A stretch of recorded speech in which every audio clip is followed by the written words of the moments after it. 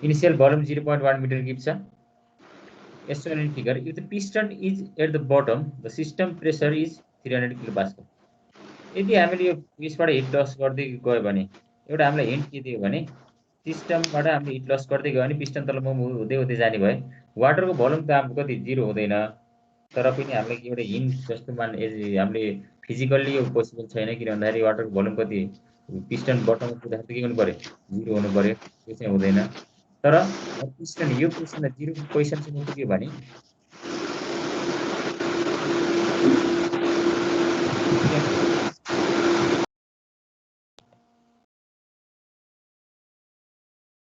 ठीक छ the system now cools until the pressure reaches 1000 kilopascal. Sketch the precession PV diagram and determine mass of H2O, final temperature and volume, total work transfer. Mass of H2O easily आइहाल्छ हैन हामीलाई total volume दिएको छ specific volume थाहा हुने बित्तिकै यो close system हो क्लोज सिस्टमको मास के हुन्छ रिमेन्स कन्स्ट्यान्ट हुन्छ 4 मेगापास्कलमा 4000 किलोपास्कलमा 500 डिग्री सेल्सियसको स्पेसिफिक भोल्युम कति हो एनीवन ल भनौँ त कसैले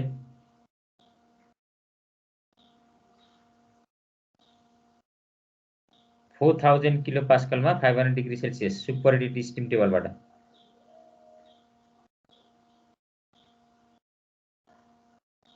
V1 कति आउँछ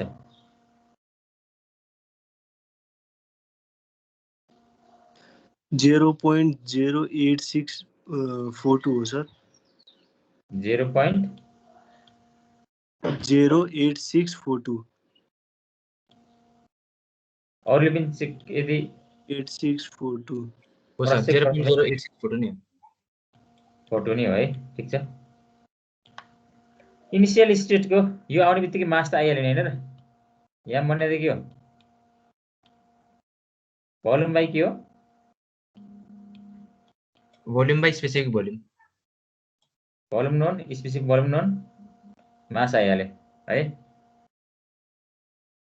अब फाइनल स्टेटको हामीलाई के दियो 4 मेगापास्कल देखि 500 डिग्री 4 मेगापास्कल 500 डिग्री सेल्सियस देखि 1000 किलोपास्कल सम्म कुल गर्ने भनेको छ स्प्रिङ लिनियर छ हामीलाई त्यो थाहा छ है फाइनलको 1000 किलोपास्कल दियो र एउटा हामीलाई हिन्ट दियो if the piston is at bottom the system pressure is 300 kilopascal भनेर दियो कसरी सल्भ गर्ने होला प्रोसेस थाहा छ लिनियर छ अब यो एउटा मात्रै प्रपर्टी भयो फाइनल स्टेटमा एउटा मात्रै प्रपर्टी भएपछि हामीले टेबल हेर्न सकिँदैन एटलिस्ट अर्को प्रपर्टी थाहा हुनु पर्यो टिभी डायग्राम ड्रा गर्नको लागि स्प्रिङ आएको ठाउँमा टिभी डायग्राम हुँदैन हामीलाई पिभी मात्रै हुन्छ लिनियर पिभी डायग्राम लिनियर हुन्छ लिनियर हिटिङ छ भने इन्क्रिजिङ कुलिङ छ भने डिक्रिजिङ यहाँनिर 4500 डिग्री सेल्सियसबाट के छ हाम्रो 1000 किलोपास्कलसम्म छ कुलिङ छ है कुल्स अन्टिल द प्रेसर रिचेस भनेको छ त्यसकारण के हुनु भयो लिनियरली हाम्रो भोल्युम घट्नु पर्यो कसरी गर्ने होला एनीवन यसो विचार गरौँ त ल यो क्वेशन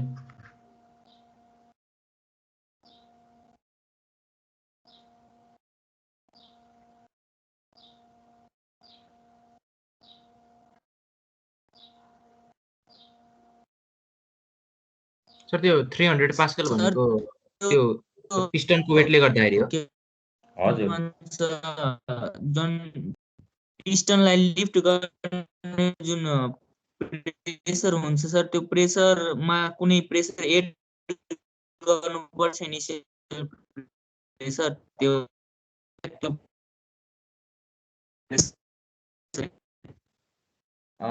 किन मेरो नेटको हो कि तपाईँको नेटले गर्दाखेरि तपाईँको आवाज एकदम काटिएर आएको छ है अहिले क्वेसन सोध्दै हुनुहुन्थ्यो होइन त्यो भाइले यसमा चाहिँ अब हामीलाई के थाहा छैन भने स्प्रिङ ओरिजिनल लेन्थमा छ कि कति स्टेज भएको छ त्यो केही पनि थाहा छैन क्रस सेक्सन एरिया पनि थाहा छैन हामीलाई इनिसियल भोल्युम चाहिँ थाहा छ हैन भोल्युम थाहा छ भने हामीले के गर्न सक्छौँ भने एरिया ए एज्युम गर्न सक्छौँ यो हाइट एक्स एज्युम गर्न सक्छौँ हैन टोटल एक्स छ भने एरिया ए हाम्रो के छ एरिया ए छ त्यस्तै गरी के छ हाम्रो हाइट चाहिँ एक्स छ त्यसपछि हामीले के गर्नु पर्यो फ्री बडी डायग्राम ड्रा गरेर एटमोस्फेरिकको टर्ममा यसको वेटको टर्ममा एक्सको टर्ममा के आउँछ हाम्रो प्रेसर आउँछ यसरी पनि हामीले यो एज्युम गरेर एक्स इनिसियलदेखि फाइनलसम्म कुल हुँदाखेरि कति आउँदो रहेछ याक्स भनेर के गर्न सक्छौँ भने हामीले फाइन्ड आउट गर्न सकिन्छ। यसरी पनि सल्भ गर्नै नसकिने भने इट क्यान बी सल्भ। यो भन्दा पनि अलिकति इजी वे के छ भने हामीलाई लिनियर स्प्रिङ दिएको छ भने हामीले म्याथमेटिकल्ली एरिया याक्स एजुम गरेर क्रस एरियालाई ए, हाइटलाई एक्स, त्यसपछि स्प्रिङ इनिसियल स्टेट यो फिगर देखाएको कन्डिसनमा कति याक्स कम्प्रेस भएको छ भने याक्स फेरि के पनि भयो हाम्रो तलपट्टि स्ट्रेच हुँदाखेरि कति फोर्स लाग्छ हामीले त्यो एजुम गरेर के गर्न सक्छौँ भने हामीले भी थाहा छ, हामीलाई V1 थाहा छ, V1 एरिया र याक्सको टर्ममा आउँछ। त्यसपछि हामीले के गर्न सक्छौँ भने एटमोस्फेरिक प्रेसरहरू, याक्सहरू, त्यस्तै गरी स्प्रिङ कन्स्ट्यान्ट के एउटा पनि थाहा हुनु पर्यो। एजुम गरेर स्प्रिङ कन्स्ट्यान्ट के, क्रस सेक्सन एरिया ए, हाम्रो यसको हाइट एक्स सबै हामीले के गरेर कन्सिडर गरेर फेरिबाट डायग्राम ड्र गरेर हामीले याक्सको भ्यालुहरू फाइन्ड आउट गरेर के गर्न सकिन्छ भने यसरी फाइनल भोल्युम कति 1000 मा आउँदाखेरि फाइनल भोल्युम कति हुँदो रहेछ भनेर पनि यो पोइन्टसम्मको हामीले भोल्युम चाहिँ फाइन्ड आउट गर्न सकिन्छ। त्यसरी पनि गर्न सकिन्छ एउटा मेथड। मेरो आवाज सुनिरहेछ? सुनेछ सर। यो गर्दाखेरि अलिकति लेन्दी हुन्छ म्याथमेटिकली। तपाईँले cross section area, height x, spring constant k assume गरेर हामीले प्रत्येक स्टेजको फ्री बडी डायग्राम ड्र गर्दै 4000 को, त्यसपछि हामीले के गर्नु पर्यो 1000 को, त्यसपछि हामीले फ्री बडी डायग्राम कति गर्नु 300 को एजुम गरेर गर्न सकिन्छ। त्यसरी पनि सल्भ गर्न सकिन्छ। त्यो चाहिँ अलिकति भेरी लेन्दी हुन्छ। त्यस कारणले त्योभन्दा हामीले अलिकति सर्ट गर्न खोजे। हजुर, यो स्प्रिङ कम्प्रेस भएको छ कि उ रेस्टमा छ त्यो थाहा छैन नि सर हामीलाई। केही थाहा छैन। त्यही त ओरिजिनलमा छैन यो कम्प्रेस, केही कम्प्रेस भइसक्यो पनि हुनसक्छ होइन। अब हामीले स्टेज गर्दै जानु पर्यो। तपाईँले यो पोजिसनलाई ओरिजिनल मान्नुभयो भने योभन्दा फर्दर स्टेज भयो भने कति एक्स्ट्रा फोर्स लाग्छ, त्यसरी हामीले फ्री बडी डायग्राम ड्र गर्नु पर्यो। त्यसको रेस्पेक्टमा ठ्याक्कै ओरिजिनल लेन्थ कति हो भन्ने कुरा थाहा छैन हामीलाई। तपाईँले योभन्दा रिलेटिभ तल थोरै बढी स्टेज हुँदाखेरि कति लाग्छ भन्ने कुराहरू हामीले के गर्नु पर्यो त्यसरी एजुम गरेर हामीले गर्न सकिन्छ। इट इज योभन्दा पनि एकदम इजी वे चाहिँ के हुन्छ भने हामीलाई मैले एउटा एजुम गरेँ ग्राफिकल मेथडबाट गऱ्यो भने चाहिँ, किन भन्दा लिनियर स्प्रिङ भनेको छ हामीले लिनियर रिलेसन भयो भने लिनियर इन्टरप्रिटेसन हामीले लगाउनु पाइन्छ। त्यस कारणले मैले चाहिँ के गर्छु भने त्यो एरिया, स्प्रिङ कन्स्ट्यान्ट होइन, याक्स एजुम गर्नुभन्दा मैले एउटा के माने भने इनिसियल स्टेट यहाँ छ होइन, फाइनल स्टेज चाहिँ मिक्सचर पर्छ भनेर एजुम गरेँ मैले। अहिले 2 चाहिँ 1000 किलो पास्कल चाहिँ जस्तो मिस्टेक भयो चाहिँ मैले फिगर पछि करेक्सन गर्नुपर्छ है, यो चाहिँ ख्याल गर्ने। ठिक छ। यसरी मैले के गरेँ, यो मेरो प्रोसेस चाहिँ लिनियरली चाहिँ चेन्ज हुन्छ। यो त फिक्स हो। लिनियर स्प्रिङ हो भने हाम्रो भोल्युम र प्रेसरको रिलेसन के हुन्छ, लिनियर हुन्छ। ठिक छ। यसमा त कसैलाई कन्फ्युजन छैन नि। भोल्युम र प्रेसरको रिलेसन के हुन्छ हाम्रो, यदि स्प्रिङ लिनियर हो भने रिलेसन के हुन्छ हाम्रो लिनियर हुन्छ। यसरी जान्छ। कसैले एउटा के हिन्ट दियो भने मैले यो प्रोसेसलाई अझै फर्दर कुल गर्दै गयो भने यो पनि 3 पोइन्टमा पुग्छु मैले। यहाँनिरको P3 चाहिँ कति छ अरे, यदि बटममा पुगेको भए भोल्युम 0 भइदिएको भए त्यतिखेर कति छ हाम्रो 300 छ। यो एउटा हिन्ट मात्रै हो है। यदि बटमसम्म पिस्टन गइदिएको भए त्यतिखेरको प्रेसर कति हुन्थ्यो अरे सर? त भोल्युम 0 कसरी हो? अनि त्यो मैले भने नि त्यो फिजिकल्ली हुँदैन। त्यो एउटा चाहिँ हामीले चाहिँ हिन्ट मात्रै लिएको थियो। फिजिकल्ली चाहिँ भोल्युम चाहिँ 0 हुँदैन है। क्वेसनले के भनेको छ भने if the piston was at the bottom, त्यहाँनिर वाटर केही नभइकन पिस्टन चाहिँ बटममा भइदिएको भए त्यतिखेरको प्रेसर कति हुन्थ्यो अरे भन्दाखेरि 300 हुन्थ्यो भनेर हामीले हिन्ट दिएको छ कि। फिजिकली चाहिँ हुँदैन है। मैले अघिदेखि नै भनिरहेको छु त्यो भोल्युम चाहिँ 0 हुँदैन है फिजिकली चाहिँ। भनेको छ हाम्रो 1000 छ, 1 को कति छ P1 बराबर 4000 छ। यो पोइन्टको स्पेसिफिक भोल्युम 0.086 कति रे 42 हो। एकचोटि हेरौँ त फेरि 8642 है। 0.086 42 मिटर क्युब पर केजी छ। यदि मैले 2 भन्ने पोइन्टको भोल्युम निकाल्यो भने प्रेसर र भोल्युम थाहा हुने बित्तिकै मलाई यसको स्टेज पनि थाहा हुन्छ, त्यसपछि अरू प्रपर्टिज के चाहिएको सबै थाहा हुँदैन र हुन्छ कि हुँदैन? हुन्छ कि हुँदैन भन्नु त ल। स्टेप 2 मा 1000 किलो पास्कल मात्रै भएर मैले कहाँनिर एक्ज्याक्ट त्यसको अरू भ्यालुजहरू फाइन्ड गर्न नसकेको। यदि मलाई स्टेप 2 मा चाहिँ अरू भ्यालुजहरू हुने बित्तिकै प्रेसर र भोल्युम हुने बित्तिकै मैले अरू भ्यालुजहरू फाइन्ड गर्न सक्छु कि सक्दिनँ? सकिन्छ कि सकिँदैन भन त ल।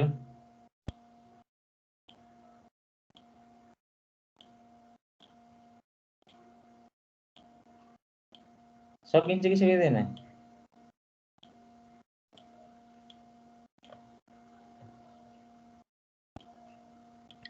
सर हजुरले एज्युम गर्नुभएको हो 1000 किलो पास्कल चाहिँ स्याचुरेटेड मिक्स सरफेसमा पर्छ भनेर? यो चाहिँ एज्युम गरे मैले। अहिले चाहिँ तिम्रो के हुन्छ भने V2 र 1000 बाट पहिला मैले V2 निकाल्छु। रिलेसन त लिनियर हुन्छ नि। तिम्रो 1 देखि 2 यही परे पनि यति त लिनियर हुन्छ कि हुँदैन? हजुर हुन्छ।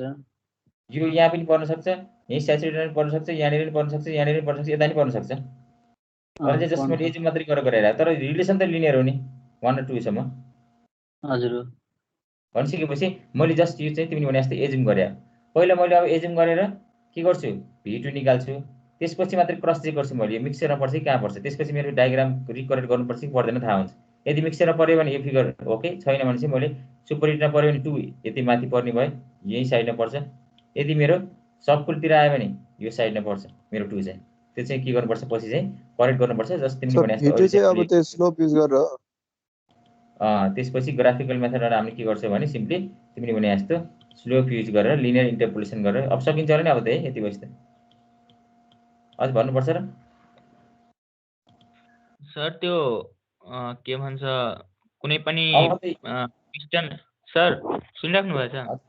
हजुर हजुर त्यो पिस्टनलाई लिफ्ट गर्ने प्रेसरमा त्यो इनिशियल प्रेसर एड गर्नुपर्छ त्यो सिचुएसनको प्रेसर निकाल्नलाई। यो क्वेसनमा भने कि तपाईँले जेनरली सोधे त्यो चाहिँ? जेनरली सोधे सर। तपाईँको त्यसमा चाहिँ हाम्रो भनौँ न पिस्टन सिलिन्डर मुभ भएको छ भने त्यसलाई लिफ्ट गर्न चाहिने प्रेसर चाहियो भने हामीले त्यसमा गर्नुपर्ने भनेको एउटा चाहिँ कन्सिडर गर्नुपर्ने चिज भनेको के हो भने त्यसको वेट र त्यो एटमोस्फेरिक प्रेसर प्लस यदि स्प्रिङ कम्प्रेस भयो भने वेटलेस छ भने त्यो जुन प्रेसर लिफ्ट हुन्छ त्यही न त्यहाँ त्यो सिचुएसनको प्रेसर हुन्छ सर, टोटल प्रेसर। अब त्यो वेटलेस छ भने तपाईँले अब के मात्रै बाँकी रह्यो? एटमोस्फेरिक एयर मात्रै बाँकी रह्यो। यदि स्प्रिङ छैन भने, स्प्रिङ छ भने त फेरि स्प्रिङले कम्प्रेस भएछ कि स्ट्रेच भएछ कि भने फेरि त्यतिखेर स्प्रिङ फोर्स पनि चाहिन्छ। तर लिफ्ट गर्न चाहिने मात्रै प्रेसर बन्यो भने तपाईँले यदि लिफ्ट गर्न चाहिने मात्रै प्रेसर सोध्नु भयो भने पिस्टनलाई ब्यालेन्स गर्न चाहिने प्रेसर सोध्नु भएर यदि पिस्टन मासलेस छ भने त्यो भने के हुन्छ? एटमोस्फेरिक प्रेसर बराबरै हुन्छ। यदि पिस्टन मासलेस के अरे वेटलेस छ, सरी मासलेस होइन वेटलेस छ भने। अब यसबाट के अनि सर त्यो टेम्परेचर सेचुरेटेड दिएको हुन्छ भने त्यति बेला प्रेसर पनि सेचुरेटेड हुन्छ सर, दिएको प्रेसर सेचुरेटेड छ भने प्रेसर पनि सेचुरेटेड भइहाल्छ। अब यही क्वेसन कसरी गर्ने ल भन्नु त? अब मलाई चाहिएको छ V2 चाहिएको छ भने अब मैले के गर्नु पर्यो? V1 इक्वल टु कति छ?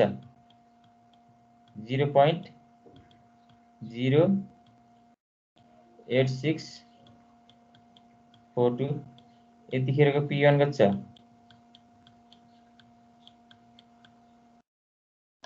4000। V2 इक्वल टु मैले सर्च गरिरहेको छु कुन बेला P2 इक्वल टु कति हुँदाखेरि 1000 हुँदाखेरि ठिक छ। V3 इक्वल टु बटममा भनेको के हो? हिन्ट जस्तो मात्रै लिने, मैले फिजिकल्ली पोसिबल छैन भने V3 equal to 0, P3 equal to कति छ? 300। बाई युजिङ लिनियर इन्टरपोलेसन V2 निकाल्न सकिन्छ? सकिन्छ सर।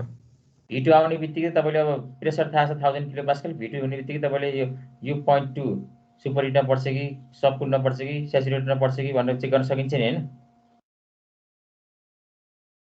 हजुर सर। सर अब हामीले त सुरुमै अहिले लिनियर मानेको छौँ नि होइन सर, त्यो लिनियरै नहुनु नि त सक्छ नि होइन र? होइन लिनियर भएन भने त मिल्दैन। यो इन्टरपोलेसन लगाउनु पाइँदैन लिनियर भएन भने। यहाँ त क्वेसनले लिनियर स्प्रिङ भनेर हामीले गरेको यो। यहाँनिर क्वेसनले हामीलाई क्लियरली मेन्सन गरेको छ लिनियर स्प्रिङ भनेको छ। त्यस कारणले हामीले युज गर्न पाइयो। अनि सर त्यस्तै स्प्रिङ भन्यो भने त्यो लिनियर हुँदैन त्यसले बनाएको ग्राफ? त्यो के नन लिनियर स्प्रिङहरू हामीले पढ्नु पर्दैन, त्यो त छुट्टै तपाईँले पछि मेकानिजममा पढ्नुपर्छ टाइप्स अफ स्प्रिङहरू होइन। यसमा थर्मोमा त्यति देख्न चाहिँदैन हामीलाई, लिनियर स्प्रिङ मात्रै भयो हामीलाई। त्यसको फेरि पर्पटिजल फरक स्प्रिङ दिएको छ भने लिनियर नै हुन्छ सर? हाम्रो थर्मोमा चाहिँ सबै लिनियर स्प्रिङ भनेको स्प्रिङमा लाग्ने फोर्स के हुन्छ डाइरेक्टली प्रोपोर्सनल टु डिस्प्लेसमेन्ट हुन्छ। ठिक छ, लिनियर स्प्रिङ छ नि है, हुन्छ कि हुँदैन? हुन्छ सर। हुन्छ होइन। भनिसकेपछि तपाईँको यदि क्रस सेक्सन एरिया कन्स्ट्यान्ट छ भने अब मैले यसलाई के गर्न सक्छु, मैले क्रस सेक्सन एरिया कन्स्ट्यान्ट छ भने फोर्स र प्रेसर भनेको कन्स्ट्यान्ट लिनु पाइन्छ कि पाइँदैन एरिया कन्स्ट्यान्ट छ भने? पाइन्छ। फोर्स भने के हो? यदि एरिया कन्स्ट्यान्ट छ भने त या डाइरेक्ट प्रोपोर्सनल पी हुन्छ कि हुँदैन? त्यस्तै गरेर यदि एरिया कन्स्ट्यान्ट छ भने भोल्युम भने के हो? एरिया इन्टु एक्स होइन? भोल्युम पनि डाइरेक्टली प्रोपोर्सनल के हुन्छ? एक्स हुन्छ कि हुँदैन? P directly proportional to x होला। हजुर अन्तिममा P directly proportional to x. यति यो चाहिँ के कारणले गर्दाखेरि? लिनियर भएर। क्रस सेक्सन एरिया युनिफर्म भएको कारणले गर्दाखेरि। पिस्टनको यो एरियाको युनिफर्म छ कि छैन? यो पोइन्टमा पनि त्यही एरिया छ, यो पोइन्टमा पनि त्यही एरिया छ, यो पोइन्टमा पनि त्यही एरिया छ, छैन र? एरिया त कन्स्ट्यान्ट छ कि छैन? छ सर। त्यस कारणले प्रेसर चाहिँ डाइरेक्टली प्रोपोर्सनल टु के हुन्छ? भोल्युम हुन्छ। लिनियर स्प्रिङ भएको कारणले गर्दाखेरि हाम्रो पिभी डायग्राम पनि के हुन्छ? लिनियर हुन्छ। खास लिनियर स्प्रिङको मिनिङ भनेको के? Force directly proportional to compression or expansion हो, एक्स हो होइन। तर हाम्रो के हुन्छ? क्रस सेक्सन एरिया युनिफर्म भएको कारणले गर्दाखेरि के हुन्छ? प्रेसर र फोर्स डाइरेक्टली प्रोपोर्सनल हुन्छ, त्यस्तै गरेर भोल्युम र हाइट पनि के हुन्छ? डाइरेक्टली प्रोपोर्सनल हुन्छ। त्यस कारणले हाम्रो प्रेसर र भोल्युम पनि के हुन्छ? डाइरेक्टली प्रोपोर्सनली हुन्छ, लिनियरली के हुन्छ? चेन्ज हुन्छ है। अब यो चाहिँ रिमेनिङ पार्ट चाहिँ तपाईँले अब यति भनिसकेपछि सल्भ गर्न सकिन्छ है। V2 निकाल्ने बित्तिकै अदर पार्ट्स आर, यसको एरिया निकाल्ने बित्तिकै उब्लन आइहाल्यो, V2 आउँछ होइन। अरू त पिभी डायग्राम सोधेको छ, मास अलरेडी आइसक्यो है। एकचोटि ट्राई गर्नु, त्यसपछि पनि भएन भने फेरि हेरौँला यसलाई है। हुन्छ सर।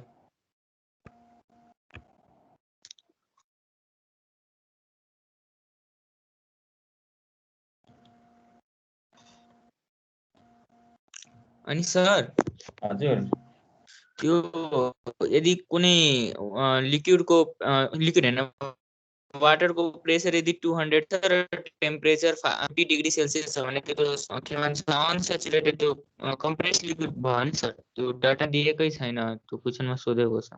हो, तपाईँले यो चाहिँ बरु ठ्याक्कै मैले मिस गरेको पोइन्ट ठ्याक्कै सोध्नु भएको छ। फेरि तपाईँले भन्नु त सबैले साथीहरू बुझ्ने गरेर म त्यसलाई एक्सप्लेन गर्छु ल। क्वेसन तपाईँको क्वेसन एकचोटि रि गर्नु त ल। क्वेशन सर त्यो initial pressure temperature 200 kilo pascal र 50 डिग्री सेल्सियस छ कि, अनि त्यसपछि र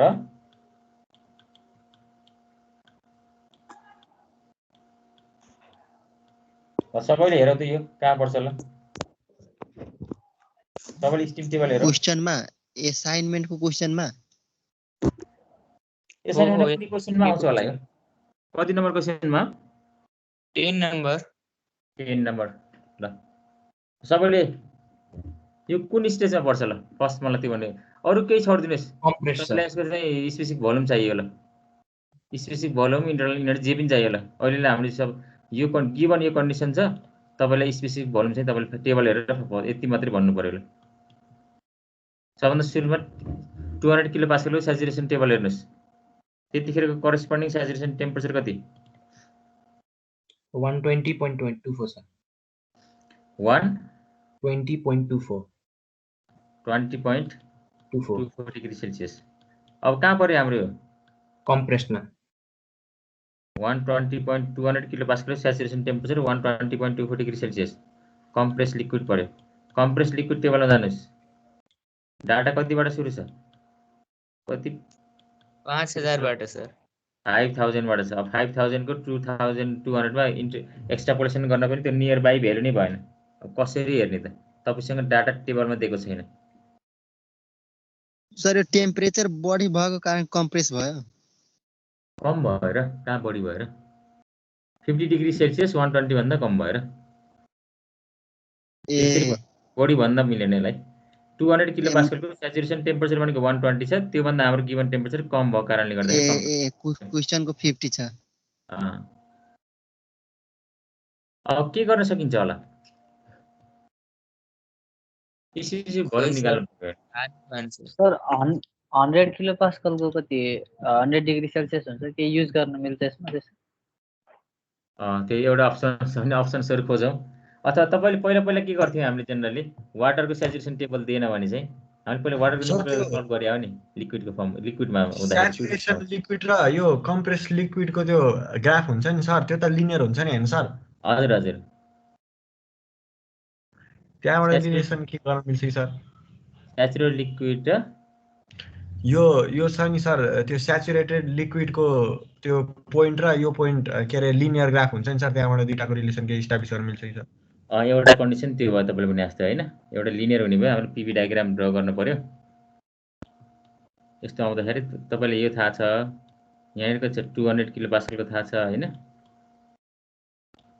200 टेम्परेचर छ नि सर त्यहाँ। यहाँनिरको चाहिँ 120 छ हैन?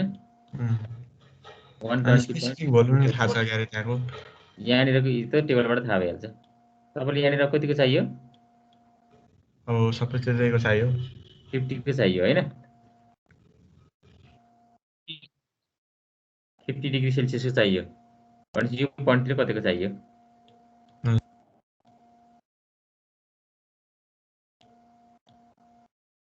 अनि सर एक्स्ट्रापोलेसन गर्नलाई हामीलाई 3टा डाटा चाहिन्छन् सर। हामीसँग 2टा मात्र छ। यो पोइन्ट थाहा छ? त्यसै तपाईले गर्दाखेरि भने जस्तै एउटा मात्रै पोइन्ट चाहियो। त्यो भन्दा अर्को पनि चाहियो फेरि हैन? तपाईले यो 200 किलो पास्कलको 120 मा यो थाहा हुने भयो हैन? त्यस्तै गरेर हामीलाई के थाहा छ फेरि? अब 200 को त दुईटा भ्यालु पत्ता लगाउनै सकिएन के? एउटा मात्रै यो मात्रै थाहा भयो। तपाईले भने जस्तै यहाँ अर्को एउटा भ्यालु भइदिएको भए चाहिँ हामीले गर्न सकिन्थ्यो होला हैन? हजुर सर। अब जनरली हामीले पहिला गर्दाखेरि के गरिन्थ्यो हामीले? डेन्सिटी भन्ने टर्म युज गर्थ्यौं नि हामीले। वाटरको लागि कति लिन्थ्यो हामीले? 1000 भनेर लिन्थ्यो नि मिटर क्युब पर केजी। यो 84 डिग्री सेल्सियस थियो नि सर। 4 डिग्री सेल्सियस थियो हैन? अब कुनै बुकमा तपाईले लिटरेचर हेर्दाखेरि कुनै बुकमा चाहिँ त्यो डेन्सिटीको रेसिप्रोकल भनेको स्पेसिफिक भोल्युम भने त सबैलाई त यहाँ आयो नि त टेबल नहुने जतिको त भ्यालु त सबै सेम आउँछ कि आउँदैन त्यसरी हेर्यो भने चाहिँ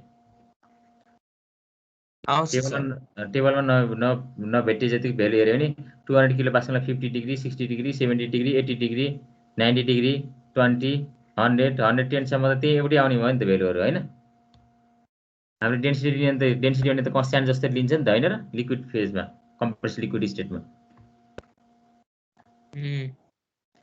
हामीले जनरली त्यसरी नगरिकिन अर्को मेथड चाहिँ मैले पीवी र टीवी डायग्राम ड्रा गर्दाखेरि एउटा पोइन्ट चाहिँ तपाईलाई यसरी भनेको थिए कि हाम्रो टीवी डायग्राम ड्रा गर्दाखेरि यो स्पेसिफिक भोल्युम चाहिँ टेम्परेचरमा चाहिँ बढी डिपेन्डेन्ट हुन्छ।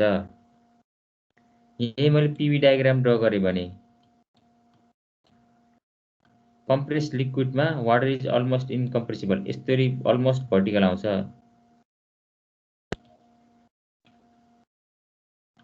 यस्तो खालको आउँछ मैले भनेको थिएँ नि हैन र? यो चाहिँ 1 देखि 2 सम्म यति धेरै चेन्ज भयो भनौं न 50 बाट 120 पुग्दाखेरि यति धेरै चेन्ज हुन्छ भने तपाईको यहाँनिर कति हुन्छ भने 5000 बाट 200 मा आउँदा पनि प्रेसर त्यत्रो धेरै रेशियो जम्मा तपाईँले टेम्परेचरमा चाहिँ 50 बाट 120 गर्दा जम्मा 70 डिग्री सेल्सियस बढाउँदाखेरि यति धेरै स्पेसिफिक भोल्युम चाहिँ बढिरहेछ 1 देखि 2 सम्म हेर्यो भने तपाईँले यो रेन्जको स्पेसिफिक भोल्युम बढिरहेको हुन्छ। यो रेन्जको 1 देखि 2 सम्म हेर्यो भने यो रेन्जको स्पेसिफिक भोल्युम चाहिँ तपाईँको इन्क्रिज भइरहेछ जम्मा 50 देखि 120 भनेको 70 डिग्री सेल्सियस डिफ्रेन्ट हुँदाखेरि यहाँनिर तपाईँले अब 5000 अथवा 10000 देखि 5000 देखि 10000 यहाँ प्रेसर चाहिँ किलो पास्कल छ। यहाँबाट तपाईँले 200 किलो पास्कल आउँदाखेरि अलमोस्ट भोल्युम के छ तपाईँको सेम हुन्छ। यहाँनिर तपाईँले 5000 नै राख्नुहोस्।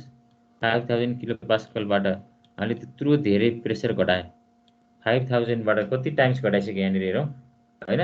भनेको हाम्रो के छ 200 किलो पास्कलमा आउँदाखेरि अलमोस्ट स्पेसिफिक भोल्युम के हुन्छ अलमोस्ट के हुन्छ हाम्रो कन्स्ट्यान्ट हुन्छ। त्यसकारणले कम्प्रेस्ड लिक्विड रिजनमा हामीले यस्तो टेबलमा दिएको भ्यालु आएन भने टेबलमा तपाईँले भ्यालुजहरू ठ्याक्कै स्याचुरेट टेबलमा तपाईँले भ्यालुजहरू कम्प्रेस्ड लिक्विड रिजनको फाइन्ड आउट गर्न सक्नु भएन भने कम्प्रेस्ड लिक्विड रिजनमा के हुन्छ हाम्रो properties of water are highly dependent on water than pressure temperature than pressure. Properties of water are highly dependable on temperature than pressure. यो चाहिँ एउटा कुरा ख्याल गरौँ है हामीले। यदि हामीलाई कम्प्रेस्ड लिक्विड टेबलमा ठ्याक्कै एक्ज्याक्ट पोइन्ट पत्ता लगाउन सकिएन भने हाम्रो प्रपर्टिजहरू प्रेसरमा भन्दा हाइली के हुन्छ वाटर टेम्परेचरमा चाहिँ डिपेन्डेन्ट हुन्छ। त्यसकारण के गर्छौँ भने यस्तो केसमा 200 किलो पास्कलको तपाईँले टेबल हेर्नुपर्ने 200 किलो पास्कलको र 50 डिग्री सेल्सियसको यस्तो केसमा हामीले अब एकछिनलाई चाहिँ प्रेसरलाई चाहिँ बिर्सिने। प्रेसरमा चाहिँ 200 को ठाउँमा 200 को ठाउँमा यहाँनिर मैले 400 किलो पास्कलले 50 डिग्री सेल्सियस लिएँ भने खासै भेल्यु फरक पर्दैन। तर 200 मै मैले 60 डिग्री सेल्सियस लिएँ भने बढी फरक पर्छ फेरि। किन भन्दा प्रपर्टिजहरू प्रेसरमा भन्दा के हुन्छ टेम्परेचरमा बढी डिपेन्डेन्ट हुन्छ कम्प्रेस्ड लिक्विड रिजनमा वाटरको चाहिँ। मैले यहाँ के भनिरहेको छु भने 400 किलो पास्कल र 50 डिग्री सेल्सियसको भ्यालुजहरू र यो कम्पेयर गर्दाखेरि अलमोस्ट सेम जस्तो आउँछ भ्यालुजहरू। बट मैले यही 200 किलो पास्कलकै 50 डिग्री सेल्सियसको ठाउँमा 60 डिग्रीको मैले भ्यालु लिएँ भने अलि झन् भ्यारी गर्छ। भनेको प्रेसरमा भन्दा टेम्परेचरमा चाहिँ के हुन्छ प्रपर्टिजहरू हाइली डिपेन्डेबल हुन्छ कम्प्रेस्ड लिक्विड रिजनमा। त्यसकारणले तपाईँले 200 किलो पास्कल 50 डिग्री सेल्सियसको भ्यालु चाहियो भने कम्प्रेस्ड लिक्विड टेबलमा तपाईँले भ्यालु फाइन्ड आउट गर्न सक्नुहुन्न। त्यसकारणले डाइरेक्ट के गर्ने हामीले यो पोइन्टको भी चाहियो भने यो पोइन्ट 200 किलो पास्कल 50 डिग्री सेल्सियसको भी चाहियो भने तपाईँले के गर्ने डाइरेक्ट VL 850 डिग्री सेल्सियस हेर्ने टेम्परेचर टेबलमा गएर स्लाइटली भेरी गर्छ। तर पनि हामीले के गर्छौँ भने प्रेसरमा भन्दा टेम्परेचरमा डिपेन्ड हुने भएको कारणले गर्दाखेरि के गर्छ भने हामीले यहाँनिर बुझ्नुहोस् है 200 किलो पास्कलको 50 डिग्री सेल्सियसको टेबल हेर्दैछौँ भने अब मैले एकछिनलाई 200 किलो पास्कल बिर्सेँ। 50 डिग्री सेल्सियसको VL भन्दा 50 डिग्री सेल्सियसको सेचुरेसन प्रेसर त फरक हुन्छ नि। कति छ र अहिले भन्नु त ल 50 डिग्री सेल्सियसको सेचुरेसन प्रेसर टेम्परेचर टेबलबाट 12 जस्तो हजुर 12 जस्तो 50 डिग्री सेल्सियसको saturation pressure 12.344 kilo pascal 12.344 kilo pascal kilo pascal. तपाईँले भन्न सक्नुहुन्छ मलाई हामीले हेर्न खोजिरहेको त के हो 200 किलो पास्कलमा। तर अहिले त हामीले के को भ्यालु हेरिरहेको छौँ 12.344 किलो पास्कलको भ्यालु हेरिरहेको छौँ। किनभने प्रेसरमा भन्दा टेम्परेचरमा हाइली डिपेन्डेबल हुने भएको कारणले गर्दाखेरि यदि टेबलमा यस्तो भ्यालुजहरू हामीले फाइन्ड आउट गर्न सकिएन भने प्रेसरलाई एकछिन बिर्सिने। त्यसपछि टेम्परेचरको स्याचुरेटेड लिक्विड स्टेटको भ्यालु हेर्ने। तपाईँलाई इन्थाल्पी चाहियो भने HL 50 डिग्री सेल्सियस हेर्ने। यस्तो केसहरूमा टेबलमा डाइरेक्ट ठ्याक्कै भ्यालु दिएको छैन भने अब बुझ्यो। बुझे त्यही सर। अब 200 को लागि पनि सर त्यसकै स्पेसिफिक भोल्युम काम गर्ने भयो नि त सर। 200 लाई पनि हामीले 50 डिग्री सेल्सियसको हेर्ने। 200 मा त खास हामीले यो टेबल भएन। टेबल नहुँदाखेरि हामीले के गर्यो भने 50 डिग्री सेल्सियसको सेचुरेसन टेबलबाट हेर्यो। तर यतिखेरको प्रेसर त कति हो 12.344 हो। तैपनि हाम्रो प्रेसरमा भन्दा टेम्परेचरमा बढी प्रपर्टिजर डिपेन्डेबल हुने भएको कारणले गर्दाखेरि डाइरेक्ट हामीले के गर्छौँ भने VL at 50 degree Celsius, HL at 50 degree सेल्सियसको यसरी भ्यालु हेर्ने। ठ्याक्कै टेबल सब compressed liquid table find out भएन भने, ठ्याक्कै टेबल गिभन छैन भने यो 12 लाई मतलबै नगर्ने भन्नु 200 र 12 लाई 200 मतलब ए ल ओके। सर अब यो 200 अब कुनै पनि ठाउँमा काम लाग्दैन यो क्वेशन सल्भ गर्दाखेरि। 200 तपाईँको के अरे उसमा काम लाग्न सक्छ, के अरे वोकडन निकाल्दाखेरि यदि कन्स्ट्यान्ट प्रेसर प्रोसेस हो भने काम लाग्छ नि है 200 त। सर त्यही भ्यालु लाग्छ सर। 400 लाई काम लागेन नि सर। यो त्यही तपाईँले टेम्परेचरमा लगभग 400 किलो पास्कल 50 डिग्री सेल्सियसमा हेऱ्यो भने अलमोस्ट सेम हुन्छ कि।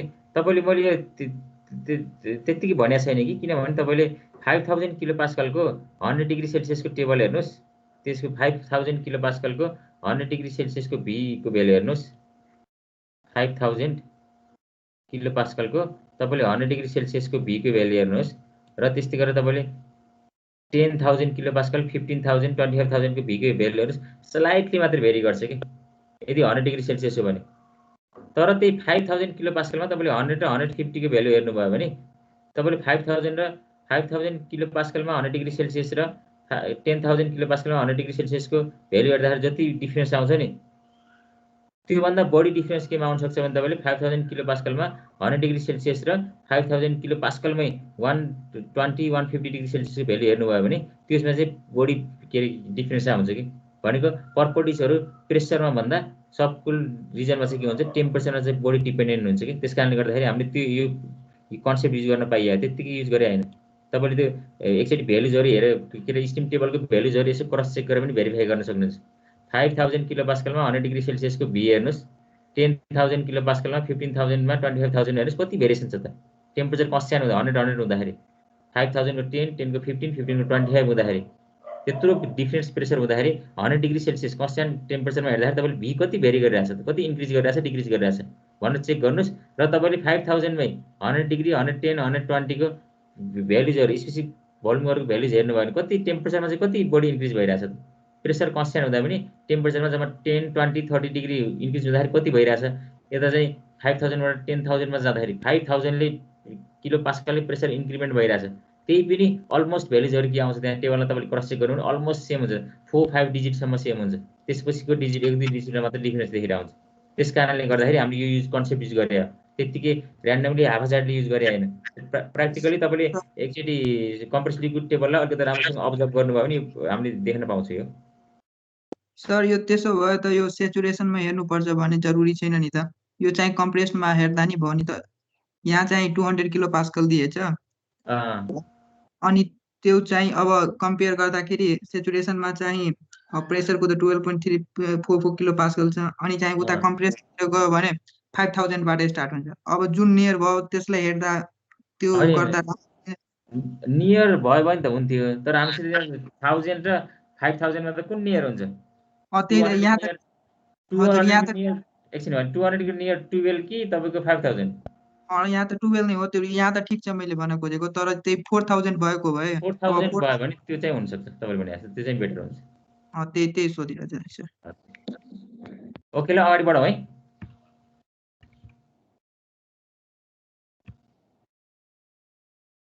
नेक्स्ट हाम्रो च्याप्टर छ first law of thermodynamics. Sir अझ हाम्रो कतिवटा च्याप्टर छ सर अब सकाउनु पर्ने? धेरै बाँकी छ। किन तिमीहरूको कुन कुन कोर्स 50% भयो? 4वटा बाँकी छ सर। होइन 4वटा बाँकी छ भन्न खोजेको कुन कोर्स अगाडि छ भन्न खोजेको, कुन सब्जेक्टको? सर प्र्याक्टिकल छोडेर वर्कसपको सकियो। वर्कसपको त सिद्धिहाल्ने भयो।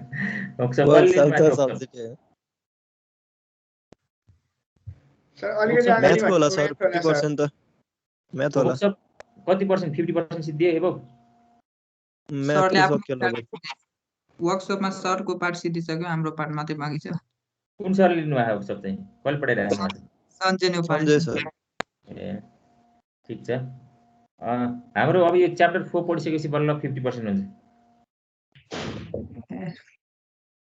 हामी नेक्स्ट विक बल्ल 50% सिद्धाउँछौँ हामीले। हामीसित खासै धेरै टाइम अब हुन लाग्यो 50%। 50% हुन लाग्यो, तर हामीसित टाइम 1 मन्थ भन्दा बढी नहुन सक्छ। श्रावणको फर्स्ट विकसम्म हामीले सायद कम्प्लिट गर्नुपर्छ जस्तो लाग्छ मलाई कोर्स। इक्जामलाई दिन्छ कि दिँदैन सर प्रिपेयर गर्नलाई? त्यस्तो प्रिपेयर गर्न भन्न त इयरली सिस्टम जस्तो यसमा हुँदैन, सेमिस्टर सिस्टममा एक हप्ता 10 दिन त्यस्तै म्याक्सिमम, त्योभन्दा बढी टाइम हुँदैन। ओके ल अगाडि बढौँ है। हस् sir. First law of thermodynamics पढिरहेको तिमीहरूले। फर्स्ट ललाई कसरी एक्सप्लेन गर्छौ? एनीवन?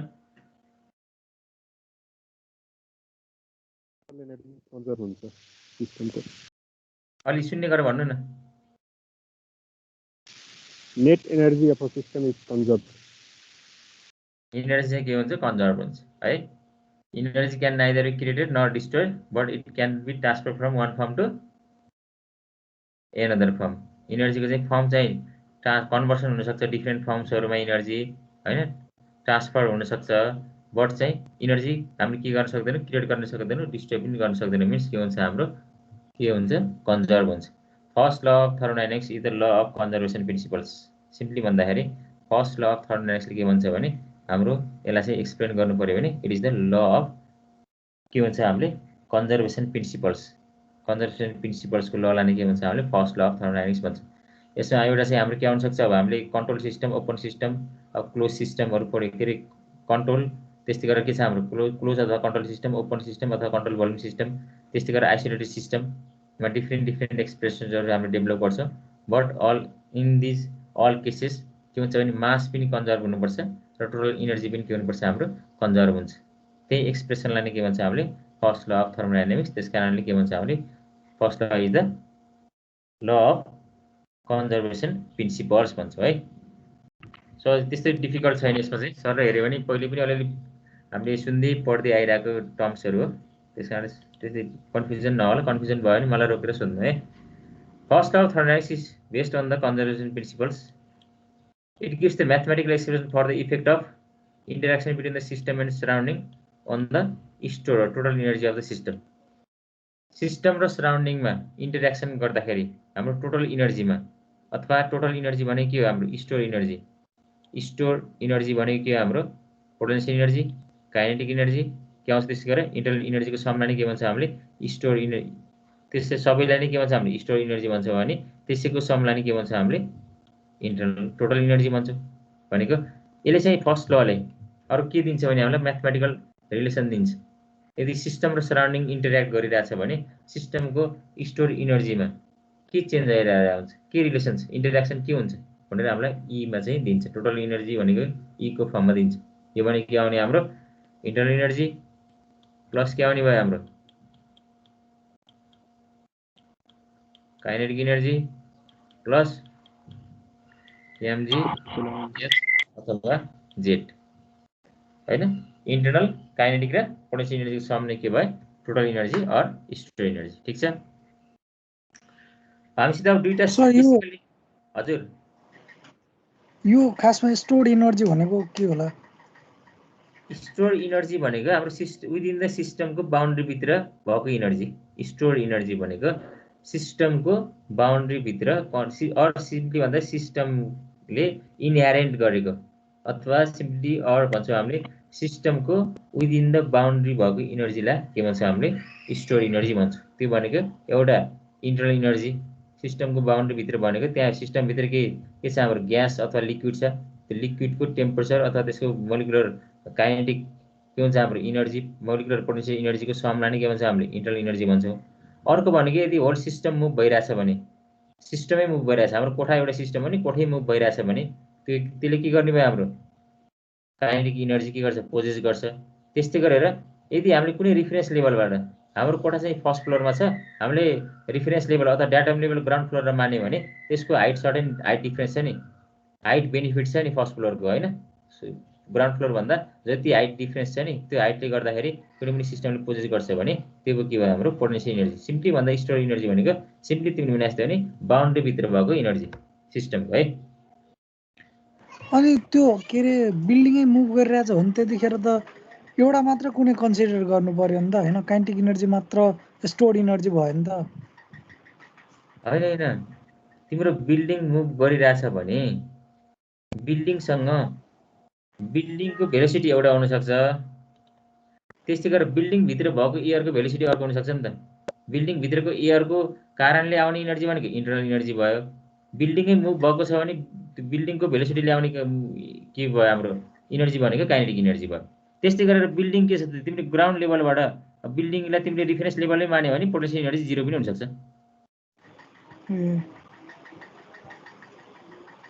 अगाडि बढौ है भेलोसिटी त रिलेटिभ लिन पर्छ हैन र अब हाम्रो सराउन्डिङसँग रिलेटेड लिन्छ हामीले हैन कुन सिस्टमसँग लिने भन्दाखेरि हामीले जेनरली भन्दाखेरि हाम्रो सिस्टम गर्ने हो नि सराउन्डिङसँग अब हाम्रो भनौँ न सिम्पल मोटर बाइककै कुरा गर्दाखेरि मोटर बाइकको इन्जिन छ हैन हाम्रो इन्जिनभित्र के भइरहन्छ कि सर्टेन प्रोसेसिङहरू भइरहन्छ हैन त्यो के फ्युल र एयर कम्बसन भइरहेको हुन्छ भने त्यो बाइक मुभ भइरहेछ भनेपछि त्यो बाइकको हामीले इन्जिनको मात्रै कुरा गर्ने हो भने त्यो हाम्रो यदि इन्जिन सिस्टम हो भने त्यो बाइक मुभ जति भेलोसिटीले मुभ भइरहेछ इन्जिन पनि त्यति नै भेलोसिटी मुभ भइरहेछ भनेपछि इन्जिनको काइनेटिक एनर्जी भनेको बाइकको भेलोसिटीले जति छ त्यसको हाफ mv स्क्वायर इन्जिनको कति मास छ त्यसको बराबर आउने भयो ठिक छ अब त्यहाँभित्र के छ फ्युल र एयर कम्बसन भइरहेछ भनेपछि त्यहाँ कम्बसनको कारणले गर्दाखेरि त्यहाँनिर हाई एनर्जी डेभलप भइरहेछ भनेको त्यो एनर्जी भने के आउने भयो इन्टरनल एनर्जी आउने भयो हाम्रो त्यो ग्यासको त्यहाँभित्र भएको फ्लुइडको एनर्जी भनेको इन्टरनल एनर्जी आउने भयो अब मैले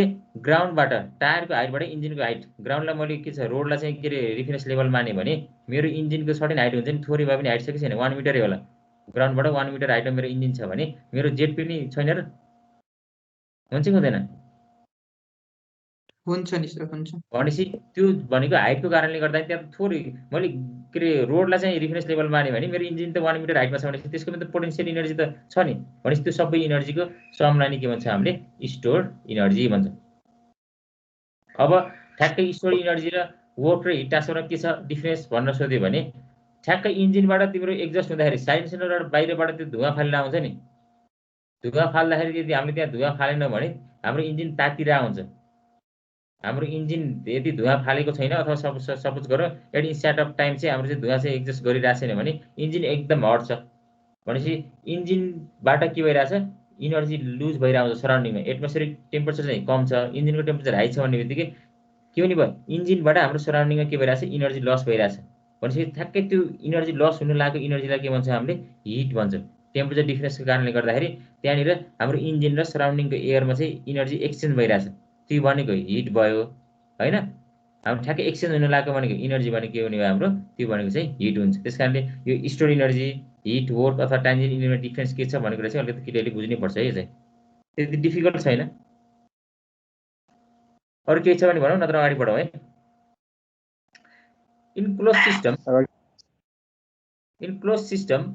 सिस्टम भन्ने बित्तिकै अथवा कन्ट्रोल मास हाम्रो यसको डेफिनेसन के हो mass of the close system अथवा control mass remains constant only energy can exchange between system and surrounding भनिसकेपछि in close system or control mass interaction can takes place only in the form of energy transfer हाम्रो चाहिँ close सिस्टमले system र सराउन्डिङमा only energy ट्रान्सफरले मात्र के गर्छ हाम्रो interaction गर्छ भनेको energy in the form of work transfer पनि हुनसक्छ हिट ट्रान्सफर पनि हुनसक्छ मास रिमेन्स कन्स्ट्यान्ट यस्तो केसमा हैन therefore first law of thermodynamics for control mass can be explain with the reference to conservation of energy only हाम्रो यसको लागि चाहिँ मास चाहिँ कन्स्ट्यान्ट हुने बित्तिकै हामीले यसमा चाहिँ खासै डिस्कस गर्नै परेन क्लोज सिस्टमको लागि चाहिँ देयर इज इन्टरेक्सन केमा मात्रै हुन्छ एनर्जीमा मात्रै ठीक छ for is in open system अथवा कन्ट्रोल भोल्युममा चाहिँ के हुन्छ हाम्रो interaction can take place by both the mass transfer and energy transfer mass पनि एक्सचेन्ज हुन्छ सिस्टम र सराउन्डिङमा त्यस्तै गरेर के पनि हुन्छ हाम्रो अब एनर्जी पनि एक्सचेन्ज हुन्छ भनिसकेपछि हामीले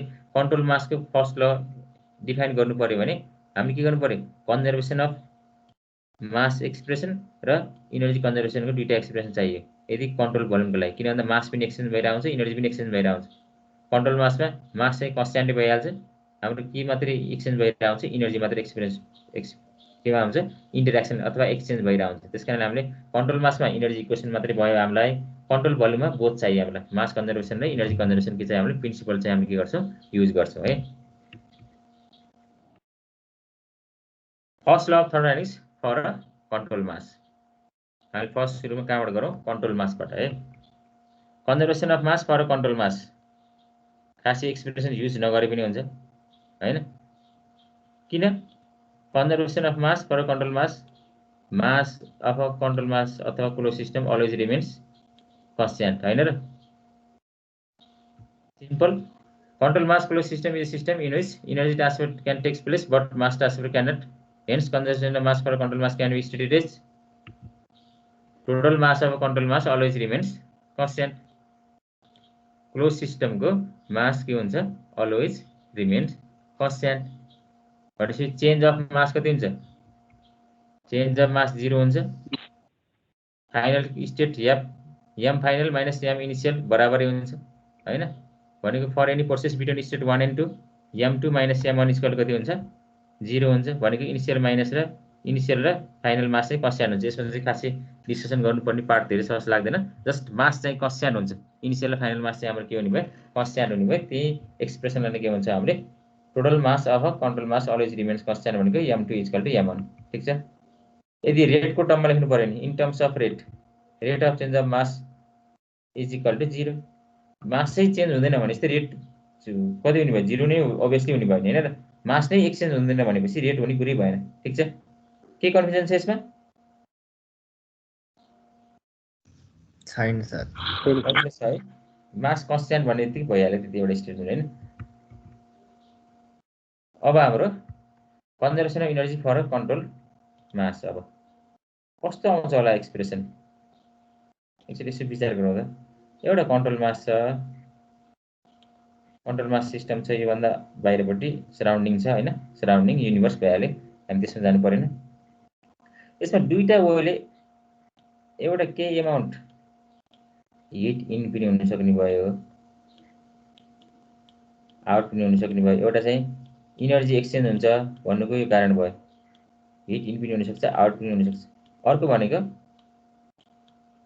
वर्क पनि के हुने work done on the system पनि हुन सक्ने भयो डब्ल्यु इन पनि हुन सक्ने भयो अर्को भनेको वर्क आउट पनि हुन सक्ने भयो भनिसकेपछि यहाँनिर के छ हाम्रो अब स्टोर एनर्जी सिस्टम भित्र त अलवेज के हुन्छ स्टोर एनर्जी हुन्छ यसले इफेक्ट कहाँ गर्छ यदि हिट हामीले सिस्टम भित्र इन दियो सिस्टमले हिट आउट गर्यो लुज गर्यो अथवा work done on the system भयो अथवा work done by the system भयो भने यसले टोटल चेन्ज ल्याउने भने त केमा हाम्रो सिस्टम भित्र भएको स्टोर एनर्जीमा अथवा हामीले के आउँछ टोटल एनर्जीमा change of total energy of the system is equal to कति हुन्छ होला ल बनाउँ त ल यसबाट एक्सप्रेसन आफै डिफाइन गरौँ त law conservation energy for control mass effect भनेको यसमा अब सिस्टमको टोटल एनर्जीमा देखिने भयो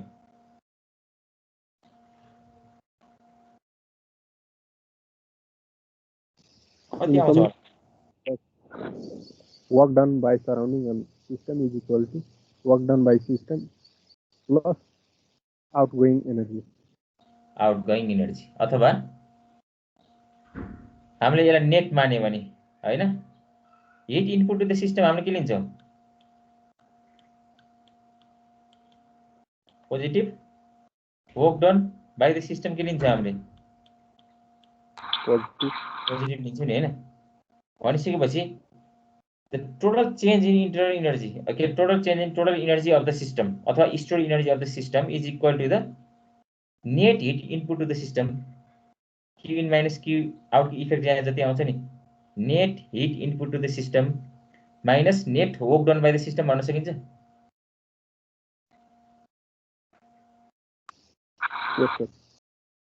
work done by the system हामीले पोजिटिभ लिन्छ त घटाउनु पर्यो नि work done by the system हुँदाखेरि त हाम्रो एनर्जी घट्छै गर्दैन sir work done by the system भयो त ई को भ्यालु त घट्छ नि घट्दैन र स्टोर एनर्जी अथवा टोटल एनर्जी को भ्यालु भनेको simple change in E D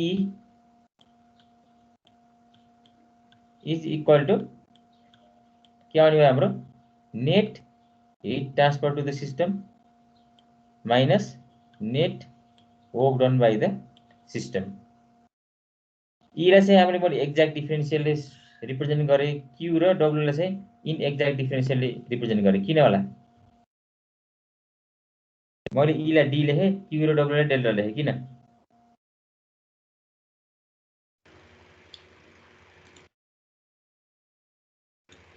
state function नभएर हो कि सर? ई भनेको हाम्रो के हो? Property of the system state function अथवा पोइन्ट फंक्सन हो भने क्यू र डब्लु के हो? हाम्रो पाथ फंक्सन हो। इन एक्ज्याक्ट डिफरेन्सियल हो। त्यसकारणले है तिमीले ठ्याक्कै राइट एन्सर दियौ, त्यही नै हो है। ठीक छ, अगाडि बढौँ है। यही कुराहरू अब ल्याङ्ग्वेजमा मेन्सन गरेको छ, त्यति कुरा। D Q control mass system boundary d W भइहाल्यो हैन। त्यही चीज ल्याङ्ग्वेजमा लेखेको छ। The change in total energy अब control mass is equal to the heat supply to the control mass minus the work produce by the control mass अथवा net heat supply. तपाईँले एउटा टर्म छोड्यो भने के एड गर्दा नि हुन्छ, कन्फ्युजन हुन्छ भने net heat supply to the control mass minus the net work produce by the work done by the control mass अथवा net work produce by the control mass. यही चिज मैले जुन भने त्यही नै हो है, त्यही expression. D total change in the total energy of the अथवा store energy of the control mass is equal to net heat supply to the control mass. Heats in भयो भने ई को भ्यालु बढ्ने भयो, work done by the system भयो भने E को भ्यालु घट्छ। त्यस कारणले त्यसलाई के गर्नु भयो हामीले माइनस नेट वर्क डन अथवा work produce by the control mass. ठीक छ, ई बराबर कति लेख्न सक्छौँ हामीले? अब ई इक्वल टु भर्खर पनि मैले यसभन्दा अगाडिको सुरुकै स्लाइडमा केही लेखेको थिएँ। ई को बराबर कति भेल्यु हुन्छ? Total energy is the sum of U plus kinetic energy plus potential energy. In terms of rate आयो भने यो आउने भयो है। ठीक छ, ई भनेको साथीले भनिसक्नु भयो you plus half MV square plus m g Z हामीले लेख्न सक्छौँ। यदि हामीले यसलाई इन्टिग्रेसन गर्ने भने ई2 भनेको हैन ई2 ई1 निकाल्न सक्छौँ हामी। किन भन्दा यो इन्टिग्रेसन गर्दाखेरि डिई हुँदाखेरि के आउँछ? हाम्रो फाइनल स्टेट र माइनल इनिशियल स्टेटको मात्रै घटाए हुन्छ। किन भन्दा these are the state functions. तर हाम्रो Q2 माइनस Q1 हामीले गर्दैनौँ, किन भन्दा Q is the path function. त्यसकारण हामीले Q2 माइनस Q1 नलेखेर Q12 W12 लेख्छौँ। W2 माइनस W1 हामीले गर्न सकिँदैन, किनभने फाइनल स्टेटबाट इनिशियल स्टेटको W भन्ने हुँदैन, पाथको मात्रै W हुन्छ। त्यसकारण हामी W12 ले रिप्रेजेन्ट गर्छौँ है। ठीक छ, इन टर्म्स अफ रेट आयो भने हामीले टाइमले डिभाइड गर्नु पर्यो। क्यूलाई चाहिँ हामीले क्यू डटले रिप्रेजेन्ट गर्छौँ भने डब्लुले चाहिँ डब्लु डटले रिप्रेजेन्ट गर्छौँ। र हामीले एक्ज्याक्ट डिफरेन्सियललाई चाहिँ डिई बाई डिटीले, यदि प्रपर्टी हो भने ठ्याक्कै डिई बाई डिटीले रिप्रेजेन्ट गर्ने, यदि पाथ फंक्सन छ भने त्यसलाई के गर्छौँ हामीले डटले रिप्रेजेन्ट गर्छौँ, Q dot minus W dot है। एनी प्रोसेस इन्टिग्रेसन गरेको सिम्पल है, यसमा धेरै कम्प्लेक्स छैन। भर्खर हामीले यही एक्सप्रेसनलाई के गरे इन्टिग्रेसन गरे 1 to 2 सम्म इन्टिग्रेट गरे। स्टेट फंक्शन भएको कारणले गर्दाखेरि के आउने हाम्रो e2 minus c1 dE dt by यसलाई के गर्नु पर्यो? पहिला चाहिँ dE इन्टिग्रेसन गर्नु छ भने dt इन्टु dt गर्यो। यता पनि के गर्यो हामीले 1 देखि 2 सम्म 1 देखि 2 सम्म q डट dt गर्यो minus similarly W dot dt गर्यो। इन्टिग्रेसन गर्ने यति के आउने भयो? एक्ज्याक्ट डिफरेन्सियल भएको कारणले गर्दाखेरि, प्रपर्टी भएको कारणले गर्दाखेरि फाइनल स्टेट माइनस इनिशियल स्टेटको हामीले डाइरेक्ट घटाउन पाइयो। e2 माइनस c1 यो पाथ फंक्शन भएको कारणले मैले अघि भने q2 माइनस q1 त्यस्तै लेख्दैनौँ हामीले। प्रोसेसको लागि हामीले सो गर्नु पर्ने भएको कारणले गर्दा q12 minus w12 work done during the process 12 hit transfer during the process 12 ले यसरी हामीले रिप्रेजेन्ट गर्छौँ। ई को ठाउँमा अघि साथीले भने जस्तो u plus half MV square plus m g Z के गर्न सक्छौँ? अब हामीले रिप्लेस गर्न सकिन्छ। त्यही रिप्लेस गरेछ, केही पनि गरेछ नि यहाँनिर।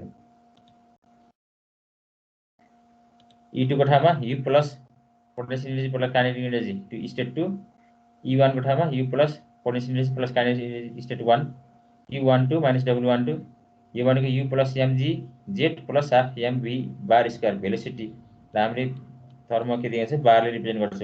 v भनेको भोल्युम आउँछ, त्यसकारणले v बार भनेको भेलोसिटी स्क्वायर स्टेट 2 को यो 2 छ minus u plus m g z plus half m v bar square state 1 Q12 minus Q W12। Generally हामीले के लेख्छौँ भने dq minus dw equal to dE। यही नै हो, e को भ्यालु जस्ट सब्स्टिट्युट गरेको मात्रै हो। जेनरल एक्सप्रेसन भनेको हाम्रो कन्ट्रोल मासको लागि यो एक्सप्रेसन चाहिँ, यो एक्सप्रेसन युज पनि कतै हामीले गरे हुन सक्छ। ठीक छ, मोस्ट अफ द केसमा चाहिँ के हुन्छ भने हाम्रो in general most of the piston cylinder एरेन्जमेन्टहरू हाम्रो मोस्ट अफ द के हुन्छ हाम्रो कन्ट्रोल मास सिस्टमहरू के हुन्छ भने स्टेसनरी हुन्छ मोस्ट अफ द केसेसमा के हुन्छ भने हाम्रो कन्ट्रोल मास पिस्टन सिलिन्डर एरेन्जमेन्टहरू जेनरली हामीले जुन एनालाइसिस गरेर आउँछौँ नि in most of case they are के हुन्छ हाम्रो stationary most common example of control mass is a piston cylinder device for an stationary piston cylinder device the changes in यदि स्टेसनरी हो भने मुभै भएको छ भने चेन्ज इन काइनेटिक एनर्जी कति हुने भयो 0 भइहाल्ने भयो मुभै भएको छैन भने स्टेट 1 मा पनि त्यही हाइटमा थियो स्टेट 2 मा पनि त्यही हाइटमा छ Z1 पनि त्यही हो Z2 पनि त्यही हो भने के हुने भयो हाम्रो चेन्ज इन पोटेन्शियल एनर्जी पनि 0 हुन्छ किन त स्टेसनरी छ मुभै भएको छैन भने हाइट पनि चेन्ज हुने कुरो भएन मुभै भएको छैन भने काइनेटिक एनर्जी पनि चेन्ज हुने कुरो भएन त्यसकारणले are negligible in comparison to the change in internal energy therefore हाम्रो के हुने भयो भने mgz half mv² 2 minus mgz प्लस हाफ mv² 1 कति हुने भयो यो 0 हुने भयो बाँकी के मात्रै रहने भयो u2 माइनस un मात्रै बाँकी रहने भयो त्यसपछिको स्टेप भनेको हाम्रो के आउँछ यहाँनिर u2 minus u1 u2 minus u1 को ठाउँमा अब के हुने भयो यदि स्टेसनरी सिस्टम छ भने जनरल एक्सप्रेसन भनेको u2 माइनस u1 भयो equal to q12 minus w12 भयो यदि हाम्रो सिस्टम स्टेसनरी छ भने change in potential energy change in kinetic energy के हुने भयो 0 हुने भएको कारणले गर्दाखेरि त्यही u2 माइनस u1 को ठाउँमा हाम्रो के हुने भयो हामीले u2 माइनस u1 ले रिप्रेजेन्ट गर्न सक्छौँ यदि हाम्रो स्टेसनरी छ भने एक्सप्रेसन के हुने भयो dq minus dw equal to du यहाँनिर de आएको थियो स्टेसनरी हुँदाखेरि केमा चेन्ज भयो हाम्रो du मा चेन्ज भयो यो इक्वेसन हाम्रो मोस्टली युज पनि गरिरहेको है u2 minus u1 equal to q12 minus w12 sir अनि के रे जतिखेर मुभको कुरा भन्दिँदाखेरि सबै थोक कन्सिडर गर्नुपर्छ हैन हजुर के रे सिस्टम मुभ गरिरहेको छ भन्दियो भने त सबै थोक कन्सिडर गर्नु परिहाल्यो माथिको एक्सप्रेसन युज गर्ने यो जनरल सिस्टम मुभ छ हाइट चेन्ज भइरहेछ भनेपछि हामीले यो एक्सप्रेसन युज गर्ने यदि स्टेसन छ भने यो एक्सप्रेसन युज गर्ने यसमा केही कन्फ्युजन छ सिम्पल छ यो कन्ट्रोल मास सिस्टमको इनर्जी एक्सप्रेसनमा dq minus dw equal to de मा केही एक्सप्रेसन छ de अथवा dw दुईटा एक्सप्रेसन आयो हामीसित हैन यो एक्सप्रेसन यदि स्टेसनरी छ भने यो एक्सप्रेसन यसमा केही कन्फ्युजन छ सर हजुर छैन सर सर त्यो जुन यहाँ हामीले लेखेको यो इन्टरनल एनर्जी छ नि हजुर त्यो भने इन्थाल्पी त होइन नि हैन अब इन्टरनल एनर्जी र pv को सम बल्ल इन्थाल्पी हुन्छ अनि सर त्यो इन्थाल्पीमा जो पीबी हुन्छ नि त्यो पीबी र यहाँको वर्क डनको पीबीमा के फरक छ अनि यहाँको वर्क डनको तपाईले त्यो सम गर्न मिल्छ यसपछि हामीले हेर्छौं अब तपाईले सोधेको क्वेशन चाहिँ हैन कुन बेला इन्टरनल एनर्जी आउँछ कुन बेला इन्थाल्पी आउँछ भनेर तपाईले वर्क डन यदि कन्स्ट्यान्ट प्रेसर प्रोसेस हो भने तपाईले त्यो इन्थाल्पीमा कन्भर्ट गर्न मिल्छ पीबी हामीले वर्क डनलाई तपाईले p1 v1 minus p2 v2 गर्न मिल्छ नि हामीले हैन p constant pressure process work done के हो p v2 माइनस v1 हो नि हैन p v2 माइनस v1 हो नि तपाईले यो सब्स्टिट्युट गरेर यसलाई चाहिँ इन्थाल्पीमा लान मिल्छ त्यसमा केही फरक छैन तर अहिले हामी जेनरल मात्र लेखेको अब एकछिनपछि हामीले यो कन्भर्ट गरेर हेर्छौं कन्स्ट्यान्ट प्रेसरको लागि आइसोकोरिकको लागि के रे आइसोथर्मलको लागि के आउँछ त हिट ट्रान्सफरको भ्यालु भनेर हेर्छौं हामीले नेक्स्ट स्टेपमा तपाईले सोधेकै पोइन्टमा आउँछौं हामी राख्न मिल्छ है यदि p v2 minus v1 constant pressure process भयो भने u चाहिँ केमा आउँछ चेन्ज इन इन्थाल्पीमा आउँछ है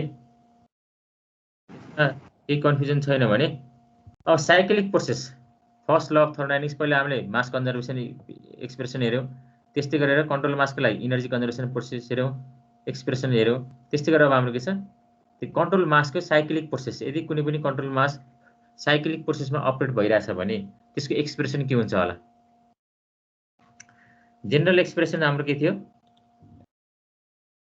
जनरल बाटै गरौँ हामीले स्टेसनरी भन्दा पनि d इक्वल टु के छ हाम्रो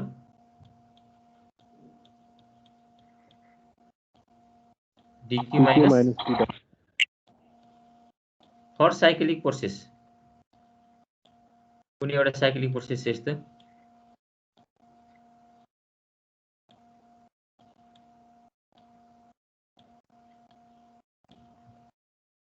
के हुन्छ होला relation? Net work done 0 net work done 0 हो? होइन होला वर्क त्यो डन काम त 0 हुन्छ होइन सर के 0 हुन्छ होला इन्टरनल त? एनर्जी 0 छ change in internal E2 minus E1 चाहिँ 0 हुन्छ होला E2 माइनस E1 चाहिँ 0 हुन्छ हैन? किन भन्दा यो स्टेट फंक्सन हो। तपाईले फर्स्ट प्रोसेसको लागि लेख्नु भने के आउँछ? E2 minus E2 minus E1 E1 आउँछ हैन? त्यस्तै गरेर सेकेन्ड प्रोसेसको लागि लेख्यो भने के आउँछ होला? E3 माइनस E2 थर्ड प्रोसेसको लागि लेख्यो भने 1 बाट सुरु गर्दा 1 मा आउनु पर्यो नि।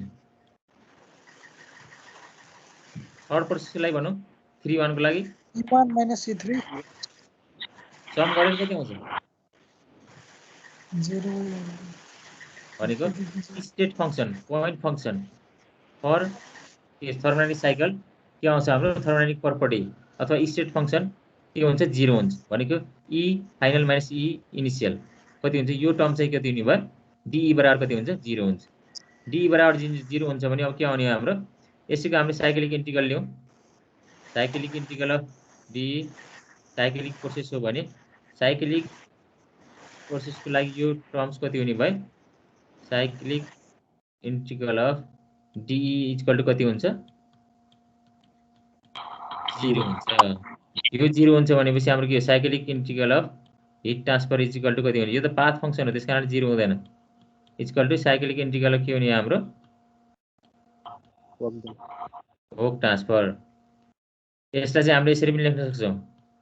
Summation Q equal to cyclic integral भनेको सबैको प्रोसेसको सम लिने भनेको W अथवा Q12 plus Q23 plus Q31 equal to W12 plus W23 plus W31. This is known as cyclic conservation of energy for cyclic process. ठीक छ? DE 0 हुन्छ, यति 0 हुन्छ भनेपछि त अरु एक्सप्रेसन आइहाल्यो है। त्यही चीजहरु यहाँ मेन्सन गरेको छ, त्यही चीज हेरौं। A process is said to be a cyclic process if the initial state of the system is restored by a number of different processes in series. For a cyclic process, initial and final states are identical. Simple. जस्तो खालको एउटा random cyclic process 1 2 3 1 मा छौं हामी, ठीक छ? Sir हजुर work done किन 0 नभए? पाथ फंक्सन भएर वर्क डन र हिट ट्रान्सफर त पाथ फंक्सन हो नि। तपाईले यसरी वर्क डन W2 - W1 लेख्न मिल्दैन, Q2 - Q1 लेख्न मिल्दैन मैले भर्खर भनिरहेको छु नि हैन। त्यसकारण पाथ फंक्सन भएको भएर के हुँदैन? यो 0 हुँदैन है। जसरी स्टेट फंक्सनमा E2 - E1 लेख्न मिल्छ नि, त्यस्तै गरेर हामीले के गर्न मिल्दैन? W2 - W1 लेख्न मिल्दैन कि। किनभने पाथ फंक्सन भएर त्यसलाई हामीले के गर्छ? W12 लेख्नुपर्छ। पाथ फंक्सन सिम्पल भन्दाखेरि पाथ फंक्सन भएको कारणले गर्दाखेरि है। सर यो W0 भएको भए त कुनै पनि इन्जिनले कामै गर्दैन होला है। W0 आउटपुटै आउँथेन इनपुट दिँदा पनि। त्यही त। जति इनपुट दिँदा पनि आउटपुटै निस्किन्थेन। साइक्लिक प्रोसेसमा भने है, ठीक छ? Taking cyclic integral work done 0 भन्नुको अर्थ त के हो भने हिट इनपुट पनि 0 भयो फेरि। केही पनि इन छैन, केही पनि आउट छैन भने जस्तो भयो कि। सबै 0 भयो नि त हैन र? हजुर सर। टेकिङ साइक्लिक इन्टिग्रल मैले भर्खरै भनिहालेँ। हाम्रो जस्ट सिम्बल भयो for cyclic process cyclic integral of total energy 0 हुने भयो। यो चाहिँ के हुँदैन? हिट ट्रान्सफर वर्क ट्रान्सफर 0 हुँदैन because they are path function. Equation reduce to हामीले हेरिसक्यो यो हैन। It can be express in the equivalent form as समेसनको फर्ममा पनि लेख्न सक्छौं हामीले। जस्ट हैन साइक्लिक इन्टिग्रल भन्नु र समेसन भन्नु एउटै कुरा हो है। यसभन्दा अगाडि मैले भनिहालेँ Q12 plus Q23 plus Q31 equal to W12 plus W23 plus W31 लेख्न सकिन्छ भनेको यो समेसन लेख्ने भनेको हैन। यसमा चाहिँ दुईटा एक्सप्रेसन हामीले स्टेटमेन्ट दिन सक्छौं। यदि Q पोजिटिभ छ भने W पनि पोजिटिभ हुने भयो हैन। Q पोजिटिभ छ भने के हुने भयो? यो पनि पोजिटिभ हुनु पर्यो, यो नेगेटिभ छ भने यो पनि नेगेटिभ इक्वल त हुन सक्छ नि, नेगेटिभ नेगेटिभ भयो भने हुँदैन र?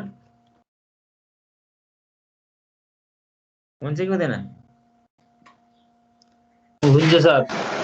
पोजिटिभ भयो भने हाम्रो त्यसको एउटा स्टेटमेन्ट हुन्छ भने नेगेटिभ भयो भने अर्को स्टेटमेन्ट भयो हैन? पोजिटिभ भनेको work done by the system, heat input to the system.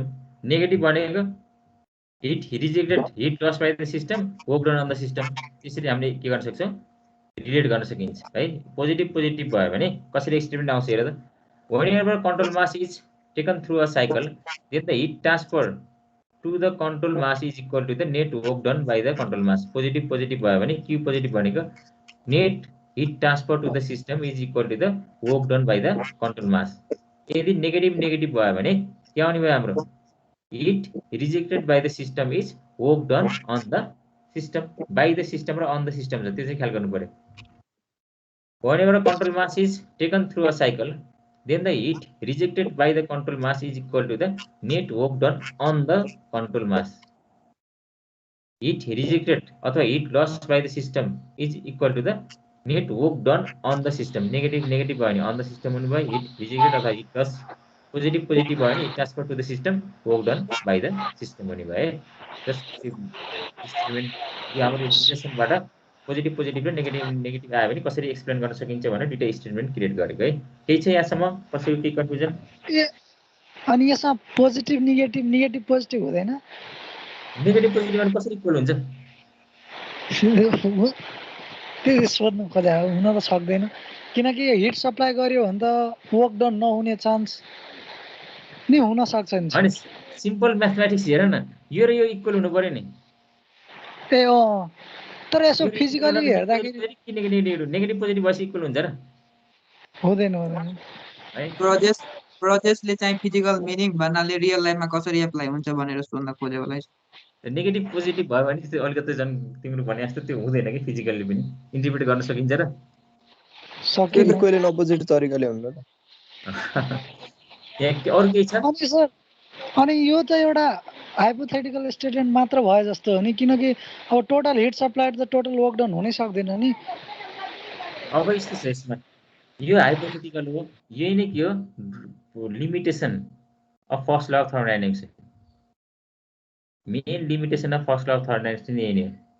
त्यस कारणले गर्दाखेरि हामीले सेकेन्ड ल डिफाइन गर्नु पर्यो कि, हामी सेकेन्ड ल पढ्दाखेरि this is the main limitation of first law of thermodynamics भनेर पढ्छौँ। अहिलेसम्म यस्तो डिभाइस बनाउन सकिएको छैन कि जो साइक्लिक प्रोसेसमा अपरेट होस् र त्यसले चाहिँ जति हिट इनपुट दिएको त्यति नै वर्कमा कन्भर्ट गर्न सकोस्। केही न केही लस हुनैपर्छ, 100% इफिसियन्सी भएको डिभाइस अहिलेसम्म बनाउन सकिएको छैन।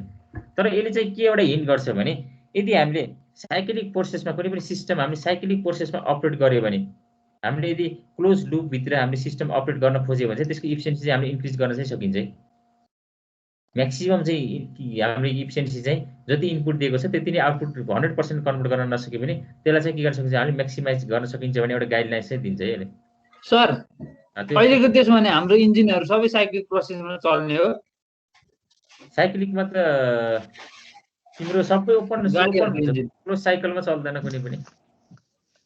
तर हामीले त्यसलाई रिजेबल्स भन्न सक्छौँ। कस्तो भने तिम्रो बाइककै कुरा गरौँ होइन, हाम्रो बाइकले चाहिँ नयाँ फ्रेस एयर लियो, तिमीले बाइक गुडाइरहेछौ, हाम्रो एटमोस्फेरिक कन्डिसन त्यो त ड्रास्टिकली चेन्ज भएन भने, एटमोस्फेरिक कन्डिसन तिमीले ड्रास्टिकली चेन्ज भएन भने तिम्रो के हुन्छ भने सर्टेन मास अफ एयर भने स्मुथ स्टेडीमा तिमीले के अरे बाइक कुदाइरहेछौ भनेको कन्स्ट्यान्ट स्पिड छ तिमीले होइन, एक्सिलेटर पनि कन्स्ट्यान्टली ठ्याक्कै स्मुथली तिमीले स्टेडी स्टेटमा चाहिँ तिमीले के गरिरहेछौ भने बाइक ड्राइभ गरिरहेछौ भने त्यतिखेर फर्स्टचोटि वान साइकल अब इन्जिन अपरेट हुँदाखेरि वान साइकलमा जति एयर इन्टेक गरेको थियो र हाम्रो के हुन्छ त्यति नै एमाउन्ट अफ के गर्छ एयर चाहिँ के गरेर आउँछ, उसले एक्जिट गरेर आउँछ, एक्जस्टबाट फालेर आउँछ। फेरि अर्को साइकलमा पनि के गर्छ हामीले फेरि सराउन्डिङबाट एयर लिन्छौँ, त्यसपछि के गर्छौँ हामीले फेरि त्यसलाई चाहिँ फेरि एक्जस्ट गर्छौँ साइलेन्सरबाट। यदि हाम्रो इनलेट एयरको मास चाहिँ चेन्ज भएको छैन भने र त्यो इनलेट हाम्रो सराउन्डिङको एयरको चाहिँ खासै पर्पटिजहरू एयरको सराउन्डिङ हामीले जुन एयर इन्टेक लिइरहेछौँ नि त्यो मास खासै चेन्ज भइरहेको छैन भने त्यही एयर चाहिँ सर्कुलेट भएको छ भन्ने कुरा हामीले चाहिँ के गर्न सकिन्छ भने त्यसलाई चाहिँ केही आइडियलाइज गर्न सकिन्छ कि रियल प्रोसेसहरू सबै ओपनै हुन्छ, क्लोज हुँदैन। तर हामीले चाहिँ के हुन्छ भने स्मुथली अपरेट भएको कन्डिसनमा चाहिँ त्यसलाई चाहिँ हामीले स्टडी गर्नको लागि डाइरेक्ट तिम्रो के हुन्छ नि ओपन सिस्टम स्टडी गर्दाखेरि अलिकति डिफिकल्ट हुन्छ। त्यसकारण हामी त्यसलाई चाहिँ केही आइडियलाइज गरेर क्लोज सिस्टम छ भनेर एज्युम गरेर चाहिँ स्टडी गर्छौँ। त्यो पछि च्याप्टर 6 मा चाहिँ थर्मोडाइनामिक साइकल भन्ने च्याप्टर छ हामीहरू हैन। हामीले अब थर्मोडाइनामिक साइकल्स भनेर पढ्दाखेरि हामीले Otto cycle, diesel cycle, Rankine cycle, Brayton cycle, एयरक्राफ्टमा युज हुने प्रोसेस अथवा डिजेल इन्जिनमा युज हुने प्रोसेस, फोर स्ट्रोक इन्जिनले कसरी काम गर्छ त्यो कुराहरू हामीले स्टडी गर्छौँ। त्यो स्टडी गर्दाखेरि सुरुमै चाहिँ हामीले अहिले यो फेजमा थर्मोडाइनामिक्स स्टडी गर्दाखेरि हामी डाइरेक्ट ओपन साइकलमा जाँदैनौँ कि हामी त्यसलाई चाहिँ स्टार्टिङ चाहिँ के कहाँबाट गर्छौँ भने हामीले क्लोज साइकल त्यसलाई केही आइडियलाइज गरेर, रियलमा चाहिँ त्यस्तो हुँदैन तर आइडियलाइज गर्न मिल्ने केही नेचर्सहरू छ। मैले भने नि सेम एमाउन्ट अफ एयर लिइरहेछ, त्यति नै फ्युल कन्जम्सन गरिरहेछ, फेरि फालिरहेछ, फेरि त्यति नै एमाउन्ट अफ एयर लिइरहेछ, फेरि फालिरहेछ भनेपछि त्यही साइकल रिपिट भयो जस्तो देखिन्छ नि त। त्यही पर्पटी चाहिँ हामीले एयर इन लिइरहेछ, त्यही आउट गरिरहेछ भनेपछि त्यही एउटै साइकल अपरेट भएको जस्तो देखिन्छ। त्यसकारण हामी त्यसलाई समवाट आइडियलाइज गरेर रिजिमल चाहिँ गर्न मिल्छ तर एक्ज्याक्ट चाहिँ सबै क्लोज साइकल चाहिँ हुँदैन है। क्लोज साइकलै हुँदैन भन्दाखेरि क्लोज साइकल चाहिँ अब इन्जिन्सहरूमा हुँदैन तर क्लोज साइकल कुन बेला हुन्छ भने तिम्रो घरमा रेफ्रिजरेसन छ नि, फ्रिज छ कि छैन? हामीले छ नि है। हो, फ्रिजभित्र रेफ्रिजरेसन हुन्छ नि। हुन्छ सर। हो, त्यो रेफ्रिजरेसन त फेरि क्लोज साइकलमा अपरेट भइरहेको हुन्छ नि। त्यो निस्किँदैन बाहिर कहिले पनि। त्यो त एकदम हाजार्ड छ नि, सकेसम्म लिक गराउनै हुँदैन। एटमोस्फियरमा त्यसलाई के गर्नु भने ओपन ल्याउनै भएन नि, हार्मफुल हुन्छ त्यो एकदम होइन। अब क्लोज साइकलै नहुने पनि होइन। एउटा मैले रेफ्रिजरेसनको एउटा प्र्याक्टिकल इक्जाम्पल दिएँ। तिमीहरूलाई अर्को भनेको हाम्रो क्लोज साइकलमा अपरेट हुने भनेको कस्तो हुन्छ भने तिमीहरूको पछि अब तिमीहरूले पछि इन्जिन के अरे पावर सिस्टमहरूमा हामीले पढ्दाखेरि न्युक्लियर पावर प्लान्टहरूमा न्युक्लियर फ्युजनबाट निस्केको इनर्जीलाई चाहिँ हामीले के गर्छौँ भने त्यहाँबाट निस्केको हिट इनर्जीलाई चाहिँ अब त्यहाँ वाटरलाई चाहिँ हामीले बोइल गर्छौँ, स्टिममा भ्यापोराइज गर्छौँ, वाटरलाई स्टिममा चेन्ज गर्छौँ। त्यो स्टिमलाई सकेसम्म के गर्दैनौँ भने डाइरेक्ट हामीले ओपनमा के अरे फेरि सराउन्डिङमा हामीले फाल्दैनौँ कि त्यसमा रेडिएसनहरू केही मिक्स हुनसक्छ। हो, त्यो स्टिम जुन वाटर हामीले जहाँनिर के अरे न्युक्लियर फ्युजनबाट आएको हिटले चाहिँ हाम्रो के अरे वाटरलाई चाहिँ भ्यापोराइज गरेको हुन्छ नि, त्यो वाटरलाई चाहिँ सकेसम्म हामीले के गर्छौँ भने क्लोजमै सर्कुलेट गरिरहेको हुन्छ कि किनभने त्यहाँनिर त्यो वाटरलाई चाहिँ सकेसम्म कि यता तिम्रो ओपनमा आउने बित्तिकै त के हुन्छ तिमीहरूको रेडिएसनहरू लिक हुनसक्छ नि। त्यस्तो केसमा पनि हामीले क्लोज साइकल्सहरू हामीले युज गर्नुपर्ने हुनसक्छ। त्यही वाटर सर्कुलेट भएको भए हुन्छ त्यही भित्रै। सर हामीले अब यो बाइकको इन्जिनहरू चाहिँ क्लोज बनायो भने के हुन्छ, कस्तो असर पर्छ? होइन, त्यो चाहिँ ठ्याक्कै एक्ज्याक्ट आउटपुट त आउँदैन नि त। ओपन तेलको खपत थोरै हुन्छ। तेलको खपत थोरै भन्दा त्यसको इफिसियन्सी म्याक्सिमम आउँछ। इन्डाइरेक्टली भनेको तिमीले त्यही नै इफिसियन्सी म्याक्सिमम हुन्छ भने फ्युल कन्जम्सन कम गर्छ होइन, लसेसहरू एकदम मिनिमम हुन्छ। हामीले जस स्टार्टिङको लागि तिमीले अब बाइकको इन्जिन स्टडी गर्दाखेरि एकैचोटि म एकुरेट ओपन साइकल स्टडी गर्छु भने अलिकति डिफिकल्ट हुन्छ। तिमीले पहिला त्यसलाई क्लोज एज्युम गरेर आइडियलाइज गरेर स्टडी गर्यो, त्यसपछि कुन कुन पोइन्टमा चाहिँ त्यसले ओपन हुँदा र क्लोज हुँदाखेरि डिफर गर्छ भने त्यो पोइन्ट स्टडी गरेर इन्कर्पोरेट गर्यो भने चाहिँ हाम्रो स्टडी चाहिँ के हुन्छ एकदम त्यो भन्छ नि स्मुथली फ्लो हुन्छ कि। त्यसरी स्टडी गर्न नि हामीलाई सजिलो हुन्छ कि। जहिले पनि हामी एकदम प्र्याक्टिकलमा के कम्प्लेक्सिटी आउँछ भने डाइरेक्ट कम्प्लेक्सिटीमा हामी जाँदैनौँ कि। त्यसलाई पहिला आइडियलाइज गरेर त्यसलाई हामीले रिप्रेजेन्टेसन गर्यो। त्यो आइडियल केस र रियल केसमा के भेरी गरिरहेछ त, कुन कुन पोइन्टमा चाहिँ इफेक्ट बढी छ त भनेपछि त्यो पोइन्टलाई हामीले त्यो आइडियल केसमा इन्कर्पोरेट गर्न सक्यो भने हाम्रो सिस्टम के हुन्छ, रियल सिस्टमसँग के हुन्छ त्यसले चाहिँ अलिकति राम्रो के दिन्छ, हाम्रो सिङ्क्रोनाइज हुन्छ कि। त्यस कारण हामीले स्टडी गर्दाखेरि डाइरेक्ट एकचोटि कम्प्लेक्स पार्टमा जाँदैन, हामी त्यसलाई चाहिँ केही सिम्पल पार्ट्सबाट स्टडी गर्न सुरु गरिसकेपछि त्यसको कम्पोनेन्ट्स बुझिसकेपछि त्यसपछि रियल केसमा हामी जान्छौँ है। अगाडि बढौँ है। सर यो रेफ्रिजरेटर त 100% क्लोज सिस्टम हो नि, अनि चाहिँ किन त्यो पल्युसन च्याप्टरमा चाहिँ त्यो CFCl3 ग्यास निस्किएर त्यो इन्भाइरोमेन्ट पल्युसन गरेछ भन्ने कुरा आइरहेको हुन्छ उतातिर त, त्यो त नेग्लिजेबल एमाउन्टमा भइरहेको होला नि त रिलिज? होइन, नेग्लिजेबल एमाउन्ट कुनै पनि डिभाइसको लाइफ हुन्छ। तिम्रो कम्पोनेन्टहरू भन्छौँ हामीले होइन, त्यसमा फेलर आउने नेचर्सहरू हुन्छ। एउटा भनेको अर्ली फेलर्स भन्छ हाम्रो। सुरुमै हाम्रो नयाँ डिभाइस किनेर ल्यायो, कहिलेकाहीँ चाहिँ के अरे स्टार्ट गर्ने बेलामा एकैछिनमा के आउँछ त्यो सिस्टमहरू फेल आउन सक्छ। कहिलेकाहीँ चाहिँ किन वेयर एन्ड टियर भइसकेपछि त्यस्तै अर्ली फेलर आएन, तिमीले किनेर ल्यायो, नयाँ ल्याउने बित्तिकै फेल भएन, तर केही समयपछि तिमीले अपग्रेड गर्दै गयो। अपडेट गर्दै गइसकेपछि त्यहाँनिर के हुन्छ कुनै कुनै कम्पोनेन्ट्सहरू त के हुन्छ तिम्रो वेयर एन्ड टियर भएर जान्छ नि भनेको त्यसको कुनै पनि कम्पोनेन्ट्सको आफ्नो युज गर्दै जाँदा त्यसको एउटा लाइफ हुन्छ कि युजफुल लाइफ हुन्छ कि कुनै पनि कम्पोनेन्टको इन्फाइनाइट लाइफ त के हुँदैन नि मान्छेको पनि एउटा सर्टेन एज हुन्छ नि त लाइफ हुन्छ त्यसै गरेर इच एन्ड एभ्री कम्पोनेन्टको पनि के सर्टेन लाइफ हुन्छ सर्टेन लाइफ त्यसले हामीले युज गर्दै गइसकेपछि त्यसको चाहिँ के हुन्छ पर्फर्मेन्सहरू डिग्रेड हुँदै जान्छ त्यसपछि त्यसलाई हामीले रिपेयर एन्ड मेन्टेनेन्स गर्नुपर्छ त्यो बिग्रिन्छ होला लिकेजहरू हुन्छ होला हैन र भने जस्तो एकचोटि फ्रिज ल्याएर त्यसपछि अपडेट गरेपछि सधैँभरि त इन्फाइनाइट टाइमसम्म चल्छ र चल्दैन हो त्यस्तो रिपेयर एन्ड चले भाइ मेन्टेनेन्स क्या मजा हैन ठिक छ अरु केही छ अगाडि बढौँ है अब तिमी अघि एकजना साथीले सोध्नु भएको इन्थाल्पी हामीले रिप्रेजेन्ट गर्न सक्छ कि सक्दैनौँ भनेर application of first law of thermodynamics for non flow process यदि नन फ्लो प्रोसेस भयो भने है भनेको कन्ट्रोल मास सिस्टम भन्न खोजे non flow process mass input नहुने आउटपुट नहुने नन फ्लो प्रोसेस छ भने कन्ट्रोल मास सिस्टम भनेको है त्यही अघिको एक्सप्रेसन हामीले डिफ्रेन्ट पोजिसनमा युज मात्रै गरे यसमा खासै केही धेरै फरक छैन नन फ्लो प्रोसेस भनेको control mass system constant volume process अथवा आइसोकोरिक प्रोसेस भनेपछि वर्क डन कति हुन्छ हामीसित एक्सप्रेसन यो छ है dq माइनस 0 d अथवा स्टेसनरी छ भने हामीले मोस्ट अफ द केसमा के गर्छौँ हामीले dq minus dw equal to du use गर्छौँ ठीक छ यो एक्सप्रेसन युज गर्यो भने du युज गर्यो भने कन्स्ट्यान्ट भोल्युम आइसोकोरिक प्रोसेसको लागि W12 कति हुने भयो 0 भनेपछि heat transfer to the system is equal to कति हुने भयो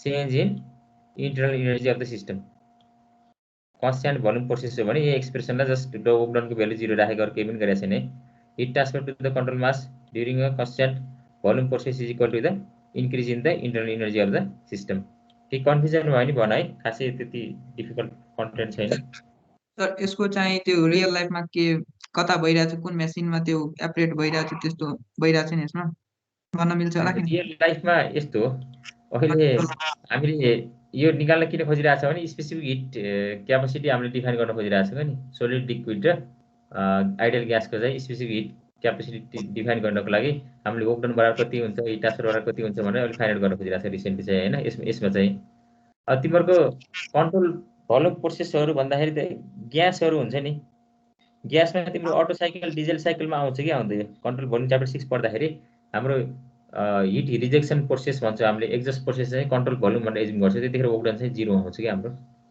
त्यतिखेर च्याप्टर 6 मा आउँछ चाहिँ है नेक्स्ट हेरौँ कन्स्ट्यान्ट प्रेसर आइसोबारिक प्रोसेस भयो भने अब के हुन्छ अघि एकजना साथीले सोध्नु भएको थियो हैन first constant pressure process W12 is equal to P(V2 minus P1) P2 P1 is equal to obviously we know that हैन सब्स्टिट्युटिङ अब हामीले यही एक्सप्रेसनमा अघि के जनरल एक्सप्रेसनमा सब्स्टिट्युट गर्ने हामीले हैन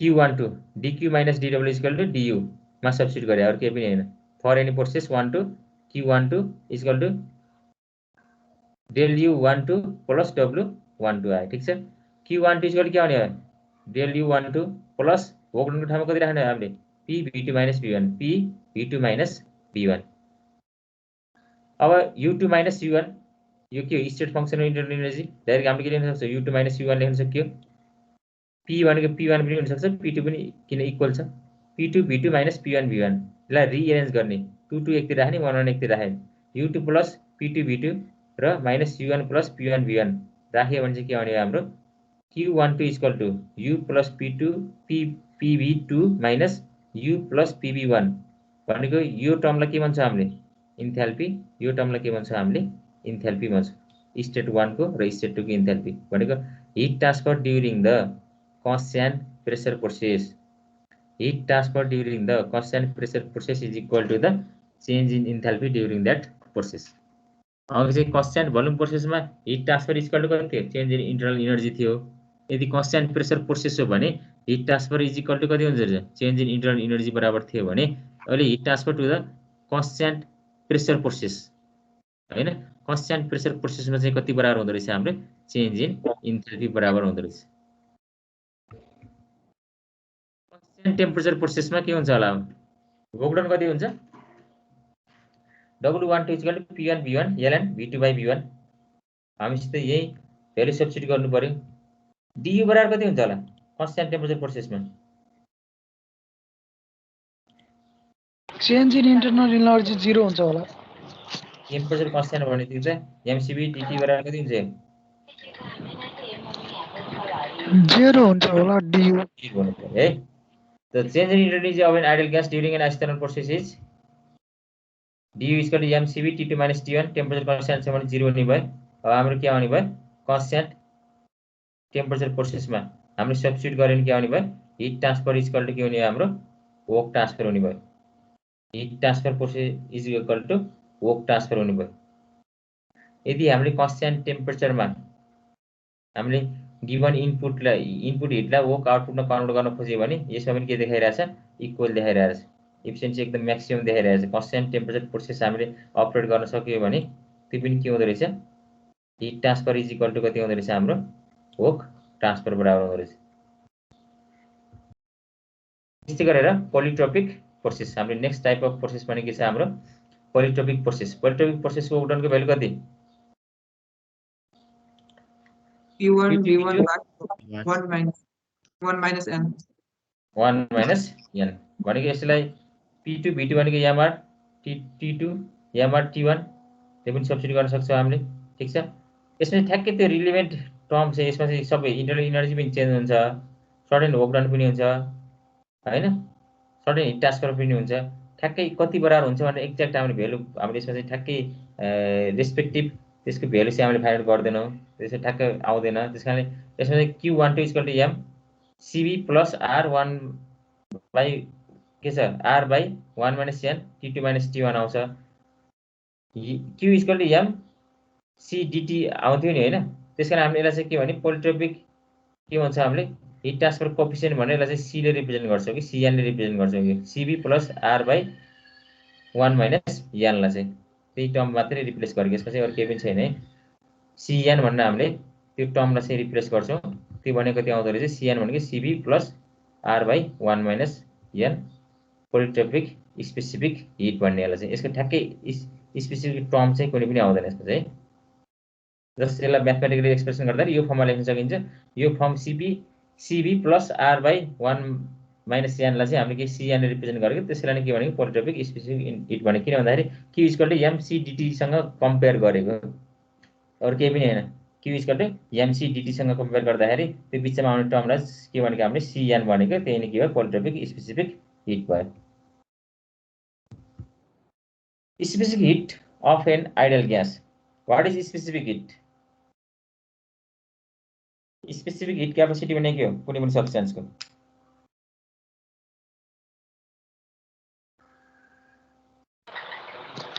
1 डिग्री सेल्सियस 1 केजी मासलाई 1 सेन्टिग्रेडले बढाउँदाखेरि कति अमाउन्ट अफ हिट चाहिन्छ भनेको सिम्पल हैन specific heat of a substance is defined as the amount of heat required to raise the temperature of unit mass of substance by 1 degree Celsius the product of mass and specific heat of the substance is called heat capacity of the substance भनेको हामी त्यसलाई capital CP ले represent गर्छौं और CB ले ठीक छ हाम्रो यो डेफिनेसन 1 डिग्री बाट इन्क्रिज गर्नलाई टेम्परेचर 1 डिग्री टेम्परेचर इन्क्रिज गर्नलाई 1 युनिट मास अथवा 1 केजी मासको सब्स्टेन्सलाई कति हिट लाग्छ त्यसलाई नै हामीले स्पेसिफिक हिट क्यापेसिटी भन्छौं तर यो डेफिनेसन चाहिँ लिक्विड र सोलिडमा चाहिँ भ्यालिड हुन्छ तर ग्यासमा चाहिँ के हुन्छ भने 1 केजी मास भयो भने त्यसमा डिफरेन्ट प्रोसेसमा के हुन्छ त्यसको भ्यालुजहरु डिफरेन्ट हुन्छ प्रोसेस डिपेन्डेन्ट हुन्छ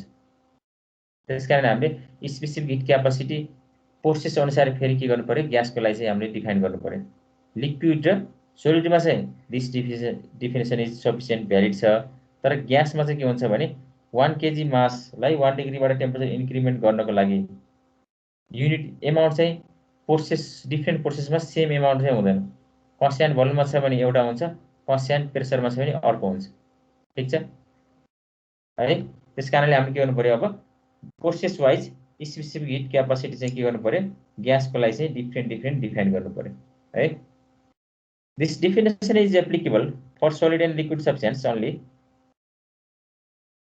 if the specific heat does not depend on the process for solid and liquid for solid liquids Cp is equal to almost के हुन्छ सेम हुन्छ त्यसलाई हामीले सीले रिप्रेजेन्ट गर्छौं खासै डिस्टिंक्ट डिफरेन्स हुँदैन त्यसैले Cp is equal to generally हामीले के मात्रै भन्छौं C मात्रै भन्छौं कुनै बुकमा चाहिँ Cp लेखिदिएर हुन्छ हामीले वाटरको पनि Cp C मात्रै नभनेर हामीले Cp नै लेख्छौं किन भन्दाखेरि कन्स्ट्यान्ट भोल्युम कन्स्ट्यान्ट प्रेसरमा के हुन्छ heat required to raise the temperature by 1 degree Celsius के हुन्छ हाम्रो कन्स्ट्यान्ट हुन्छ ठीक छ But in case of the heat required to raise the temperature of the unit mass of gas by 1 degree is different for the constant volume and the constant pressure process.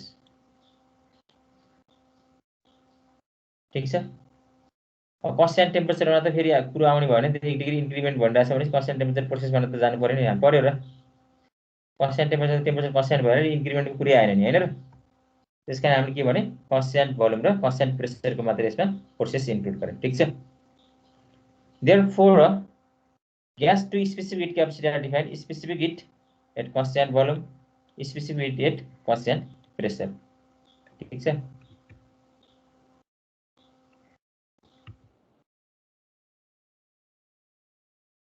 constant volume gas को लागि अब specific heat of an ideal gas at constant volume भनेको heat transfer for constant volume कति हुन्छ भर्खर हामीले derive गरिसकेको equation constant volume process को heat transfer कति हुन्छ dW is equal to constant volume लाई कति हुने भयो 0 हुन्छ भनेपछि dQ is equal to कति हुने भयो du ठीक छ ठीक छ heat supplied to an ideal gas during a constant volume process in which no displacement no occurs is equal to the change in internal energy as per the first law of thermodynamics dQ is equal to du हुने भयो अब हामीले hit ट्रान्सफरलाई केसँग correlate गर्न सक्छौं change in internal energy सँग भनिसकेपछि हामीले यो जेनरल रिलेसनलाई हाम्रो हिट ट्रान्सफरलाई चाहिँ केसँग अब हामीले कम्पेयर गर्न सकिन्छ du सँग हामीले रिलेट गरेर यसको फेरि डिफाइन गर्न सकिन्छ हामीले specific heat at constant volume for ideal gas specific heat of an ideal gas at constant volume can be defined in terms of change in internal energy ठीक छ Now using state postulate अथवा to purport specific internal energy of an ideal gas can be determined if its temperature and specific volume are given. हाम्रो के छ volume constant छ त्यसकारण हामीले एउटा चाहिँ भोल्युम लिनु पर्यो हाम्रो डेफिनेसनले नि चेन्ज इन टेम्परेचर भनिरहेछ हाम्रो स्पेसिफिक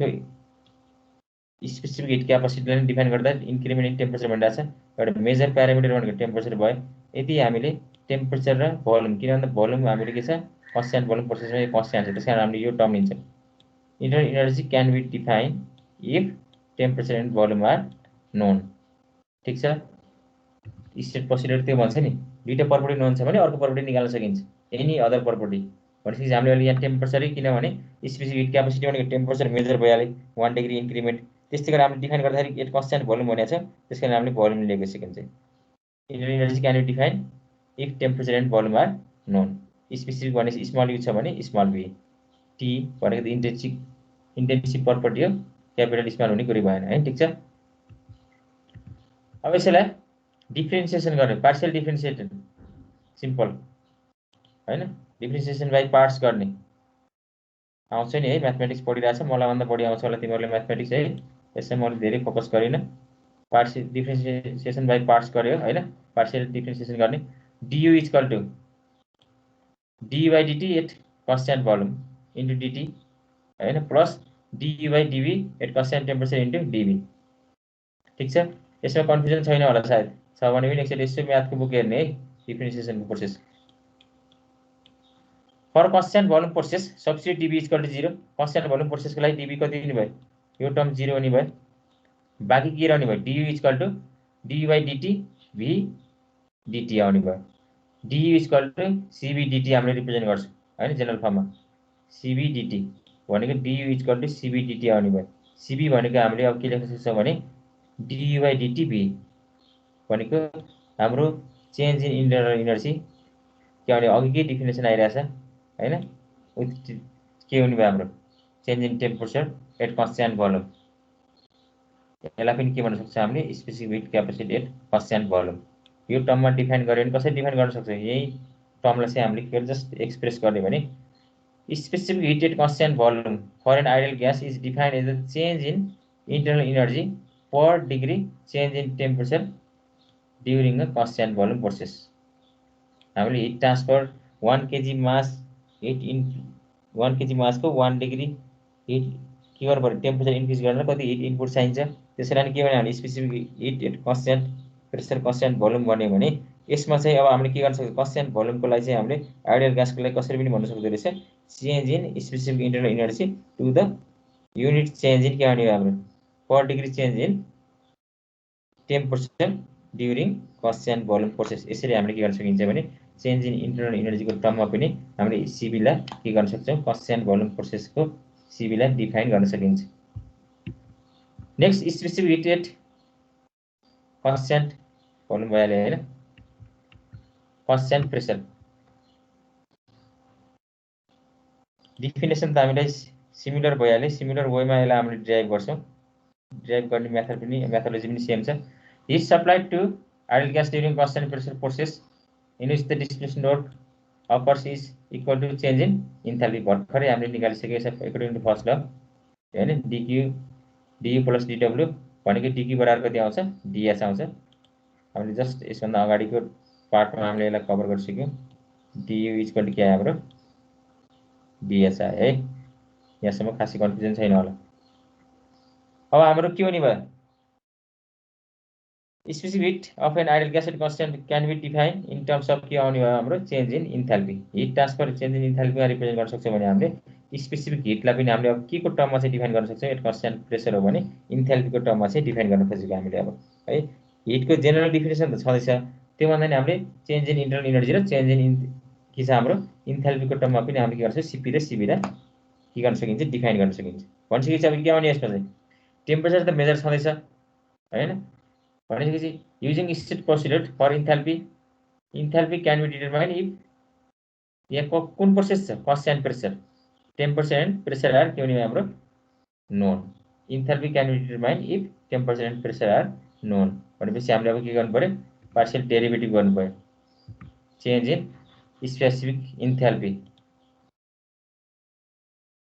कति आउने भयो, d h equal to del h by d T del T at constant pressure d T plus del h by del p at constant temperature DP.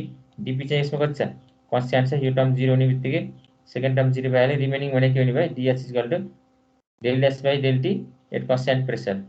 अब यसले नै यही भेल्यु नै के हुन्छ हाम्रो सिपी भयो, यही भेल्यु नै के हुन्छ सिपी भयो, is called the specific constant pressure. यसलाई अब डिफाइन गर्दाखेरि अघि कि सेम ल्याङ्ग्वेज भयो, अघि चाहिँ के थियो हाम्रो change in internal energy specific internal energy थियो भने यसमा चाहिँ इन्थाल्पी आउने भयो पर के आउने हाम्रो change in temperature at constant pressure. अघि चाहिँ कन्स्ट्यान्ट भोल्युम प्रोसेस थियो भने अहिले चाहिँ हाम्रो के आउने भयो, कन्स्ट्यान्ट प्रेसर प्रोसेस आउने भयो। डिफरेन्स भनेको त्यति नै हो है। ठिक छ, यहाँसम्म के छ, अगाडि बढौँ। पढिरहेको चिज तिमीहरूले पहिला त्यति कन्फ्युजन नहोला। सर हामीले यहाँ 1 मोल अफ ग्यास एजम्पसन गरेको, 1 मोलर ग्यास भन्दा नि 1 केजी नै एजुम गर्छ हामीले। यसमा चाहिँ युनिट भनेको स्पेसिफिक भनेको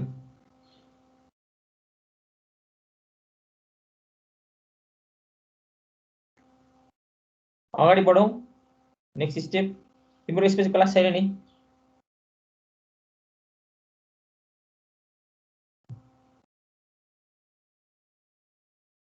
हेलो खोइ म्याथको क्लास छ होला कि क्या हो सर, म्याथ क्लास कति बेला, म्याथको छ सर, अलि पछि हो।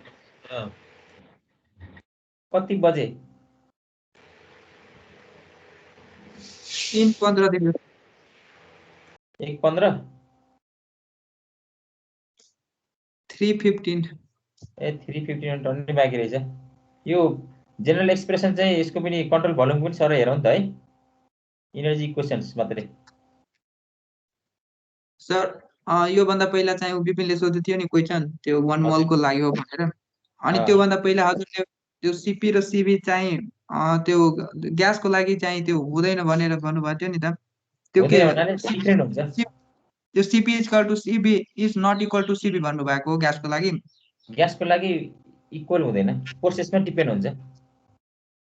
ए त्यही त भन्नाले CP त डिपेन्ड हुँदैन नि त, CP अनि CB छुट्टा छुट्टै गर्यो भने त्यो त डिपेन्ड हुँदैन नि त प्रोसेसमा। भन्नाले CP डिपेन्ड हुँदैन है प्रोसेसमा ग्यासको लागि नि। कस्तो मैले पुरै बुझिनँ। यस्तो क्या सर, यो CP र CB दुईटा भइसक्यो नि त अब, अनि CP चाहिँ ग्यासको लागि डिफ्रेन्ट प्रोसेसेसमा डिपेन्ड हुन्छ कि हुँदैन? अनि CP भन्ने त्यो कन्स्ट्यान्ट प्रेसरमा आइहाल्यो। अनि यस्तो हो, C स्पेसिफिक हिट क्यापासिटी चाहिँ प्रोसेसमा डिपेन्ड हुन्छ। त्यस कारणले हाम्रो प्रोसेस अनुसार कन्स्ट्यान्ट भोल्युमलाई CB ले रिप्रेजेन्ट गर्यो, कन्स्ट्यान्ट प्रेसरलाई CP ले रिप्रेजेन्ट गर्यो। C डिपेन्ड हुने भएर हामीले CP र CB भनेर छुट्टै छुट्टै छुट्याउनु परेको। यदि डिपेन्ड नहुने भए त छुट्याउनै पर्थेन नि। अनि C भनेको के सर? स्पेसिफिक हिट त्यो एट कन्स्ट्यान्ट प्रेसर हो कि भोल्युम हो कि के हो, त्यो त्यस्तै हो र? होइन, जेनरली हाम्रो स्पेसिफिक हिट क्यापासिटीको डिफिनेसन भनेको unit mass 1 kg mass of सब्सटेन्सलाई 1 डिग्रीले इन्क्रिज गर्न जति हिट चाहिन्छ नि, त्यसैलाई नै के भन्छ हामीले C भनेर रिप्रेजेन्ट गर्यो। बट लिक्विड र सोलिडमा यो डिफिनेसनले काम गर्यो। किन भन्दा C को भ्यालु चाहिँ कन्स्ट्यान्ट प्रेसर कन्स्ट्यान्ट भोल्युममा चाहिँ खासै डिफरेन्स आउँदैन, अलमोस्ट के आयो सेम आयो सोलिड र लिक्विडमा। बट इन के हुने तिमीहरूको ग्यासमा चाहिँ प्रोसेस अनुसार यो C फरक पर्यो कि। कन्स्ट्यान्ट भोल्युममा C को भ्यालु एउटा आयो, कन्स्ट्यान्ट प्रेसरमा C को भ्यालु एउटा आयो। त्यस कारणले हामीले CP र CB भनेर ग्यासको लागि छुट्टै छुट्टै रिप्रेजेन्ट गर्नु परेको। भन्नाले चाहिँ सोलिड र लिक्विडको लागि प्रेसर र भोल्युम त्यो कन्सिडर गर्नु पर्दैन, अनि ग्यासमा आउने बित्तिकै प्रेसरलाई भोल्युमलाई कन्सिडर गरेर बढ्ने हो, त्यो भन्नुभयो है? हजुर हजुर। ए हस् सर, बुझ। अगाडि बढौँ है। सर हामीले त्यो CP चाहिँ किन ठुलो हुन्छ CB भन्दा यो एक्सप्रेसनबाट भन्न मिल्छ कि के हो सर? CP हजुर, CP बढी हुन्छ नि CB भन्दा। उसले आउँछ नि त तिम्रो यु चेन्ज, यसबाट त आइहाल्यो नि सिधै चेन्ज इन इन्टरनल इनर्जी र चेन्ज इन इन्थाल्पी भनेको यो एक्सप्रेसनबाट भन्न मिल्छ कि भनेको। अनि मिल्यो चेन्ज इन इन्थाल्पी भनेको त इन्टरनल इनर्जी प्लस के आउने तिमीहरूको PV को टर्म जोडियो नि, त्यसमा जोडियो कि जोडिएन वर्क डनको भ्यालु? जोड्दै सर। जोडी। त्यस कारणले गर्दाखेरि त यास त DU भन्दा त यासले कतिले हुन्छ PV ले बढी हुन्छ नि त। त्यस कारणले गर्दाखेरि बढी आउने भयो नि त सेम टेम्परेचर डिफरेन्सको लागि, युनिट टेम्परेचर डिफरेन्सको लागि। त्यो त सिम्पली सर के change in enthalpy is always greater than change in internal energy भन्दा पुगिहाल्यो हैन? त्यो पुग्यो, वर्क डन पनि एसोसिएट हुने भएको कारणले गर्दाखेरि। The first law of thermodynamics for a control volume. Control volume can interact with the surrounding by both mass and energy transfer.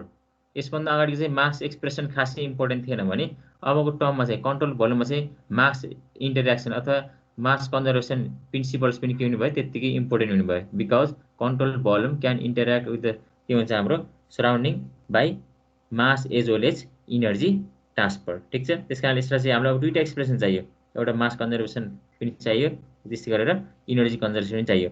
यसभन्दा अगाडिको भने हामीले कन्ट्रोल मासको लागि पनि मास कन्जर्भेसन एक्सप्रेसन हामीले मेन्सन गर्यो, तर mass is equal to constant भन्ने बित्तिकै खासै त्यसलाई चाहिँ हामीले त्यति धेरै इलाबोरेट गर्नु परेन, एक्सप्लेन गर्नु परेन।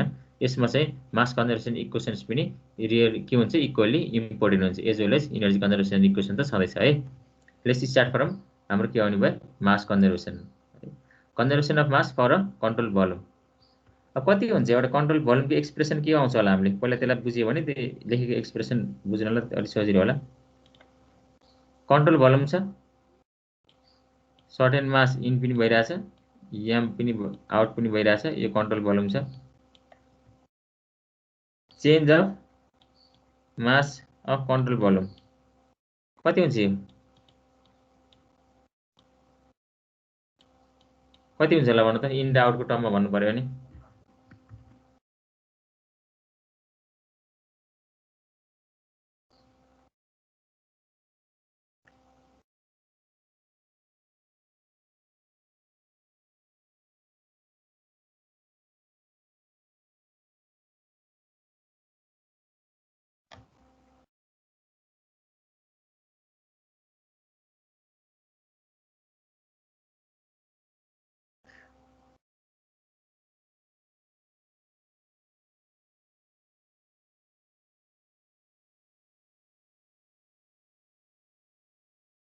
हेलो, मेरो आवाज सुनिरहेछ?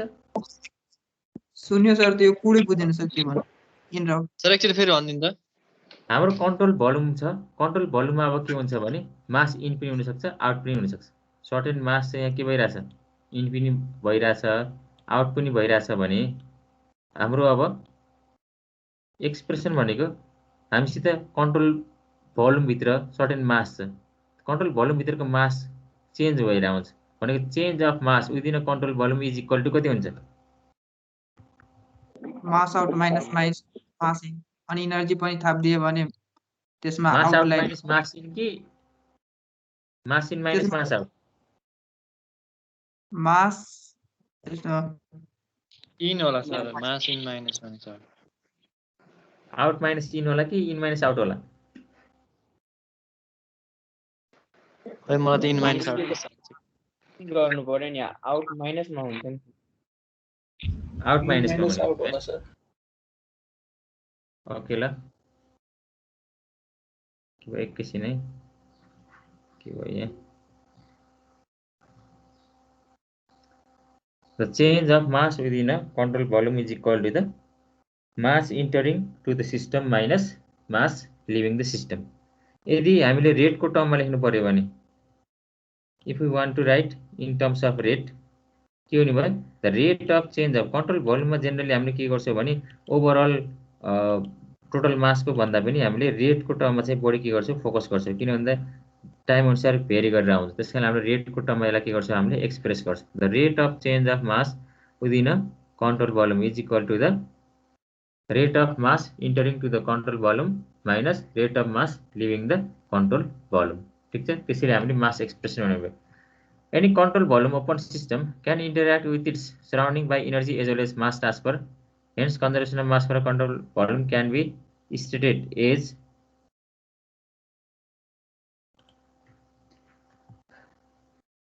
the change in mass within a control volume is equal to the mass entering into the control volume minus the mass leaving the control volume.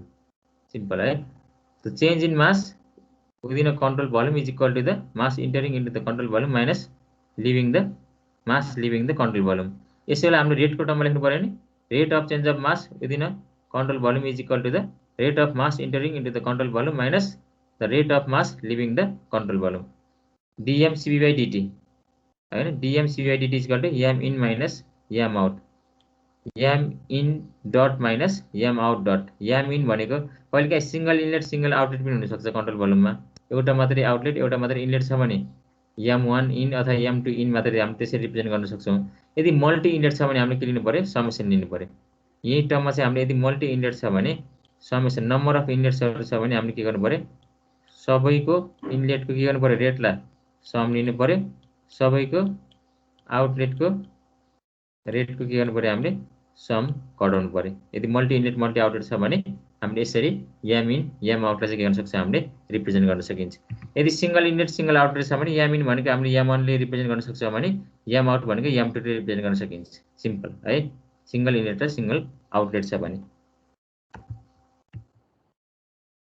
Expression for mass flow rate हाम्रो flow generally control भोल्युममा चाहिँ के भएर आउँछ नि flow भएर आउँछ भनेपछि हाम्रो फ्लो रेट कुनै पाइपबाट सर्टेन हाम्रो के छ सेक्सनबाट मास फ्लो भइरहेछ भने त्यसको डायमिटर भेलोसिटीको टर्ममा चाहिँ हामीले कसरी रिप्रेजेन्ट गर्न सकिन्छ त m डटलाई मास फ्लो रेटलाई एउटा पाइप छ हैन m डटलाई चाहिँ हामीले के गर्न खोजेको यसको एरियाको टर्ममा र भेलोसिटीको टर्ममा कुनै पाइपबाट ओपन सिस्टम भन्नेबित्तिकै हाम्रो फ्लो भएर आउँछ जनरली हैन हामीले रेटको टर्मको कुरा गर्छौं भनेपछि फ्लो भइरहेछ भने हामीलाई जनरली हामीलाई गिभनहरु के हुन सक्छ भने हामीलाई डायमिटर एरिया भेलोसिटी फ्लुइडको भेलोसिटीहरु हामीलाई नोन हुन्छ भने त्यो भेलोसिटी हामीलाई एरिया नोन छ भने how we can find the flow rate mass flow rate कसरी फाइन्ड आउट गर्न सकिन्छ कन्टिन्युटी युज गर्ने होला कन्टिन्युटी युज गर्ने एक सर्टेन एउटा सेक्सन एज्युम गरौँ त्यसको लेन्थ कति छ हाम्रो डेल एल छ यसको क्रस सेक्सन एरिया कति छ हाम्रो एरिया छ ठीक छ एरिया छ भने यसबाट यो पोइन्ट देखि यो डेल एल सम्म पास हुँदाखेरि यो डिस्टेन्स ट्राभल गर्दाखेरि कति भोल्युम चाहिँ यहाँबाट के हुन्छ पास हुन्छ होला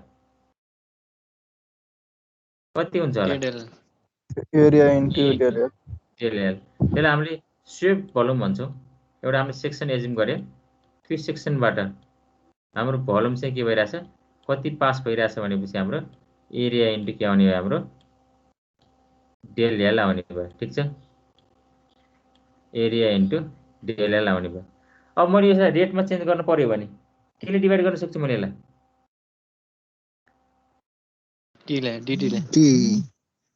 टीले डिभाइड गर्यो भने डेल एल बाई डिटी बेला केमा लान सक्छु मैले भेलोसिटीमा लान सक्छु एरिया इन्टु के आउँछ हाम्रो भेलोसिटी आउने भी स्वेप्ट त्यस्तै गरेर त्यसलाई चाहिँ मैले के गर्न सक्छु भने स्पेसिफिक भोल्युमले डिभाइड गरेँ भने केमा पनि लान सक्छु मैले मासमा पनि लान सक्छु त्यही गरेको यसमा चाहिँ सिम्पल हेरौँ है total mass of the fluid के अरे sorry total mass of the fluid crossing the section of length del L is given by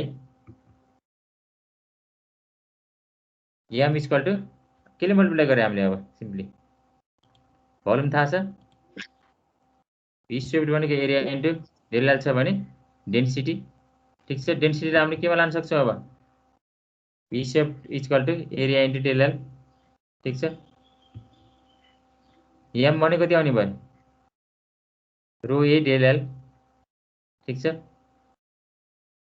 के कन्फ्युजन छ र यसमा मास भनेको डेन्सिटी गरे पनि अथवा भी स्वेप्ट निकालिसकेपछि हामीले त्यसलाई टाइमले डिभाइड गरिदिएर के पनि गर्न सक्छौँ भने हामीले यसैलाई पनि रेटमा लान सकिन्छ हैन त्यो रेटलाई चाहिँ हामीले के गर्न सक्छौँ भने स्पेसिफिक भोल्युमले डिभाइड गरिदिएर मासमा पनि लान सकिन्छ यसरी अब डेन्सिटीबाट लिएर गऱ्यो भने सिम्पल वेमा गर्दा जसरी गर्दा पनि भयो ठिक छ याम डट भनेको कति आउने भयो याम भनेको रो ए डेल एल आयो भने याम डट भनेको यसलाई केले डिभाइड गर्नु पर्यो हामीले याम डटलाई हामीले केले डिभाइड गर्नु पर्यो टाइमले डिभाइड गर्नु पर्यो m equal to V into V swept आयो हैन रो इन्टु त्यसै गरेर भी स्वेप्ट भनेको यो आइहाल्यो यसमा कन्फ्युजन भएन याम भनेको रो ए डेल एल आयो याम डट निकाल्नु पर्यो यसलाई टाइमले डिभाइड गर्नु पर्यो m dot equal to rho A del L del t भनेको रो ए भी बार आयो रो भनेको 1 बाई भी हो स्पेसिफिक भोल्युमको रेसिप्रोकल हो रो भनेको भनेपछि 1 बाई भी भने के आउने अब area into velocity by specific volume भने सिम्पली कुनै सेक्सनबाट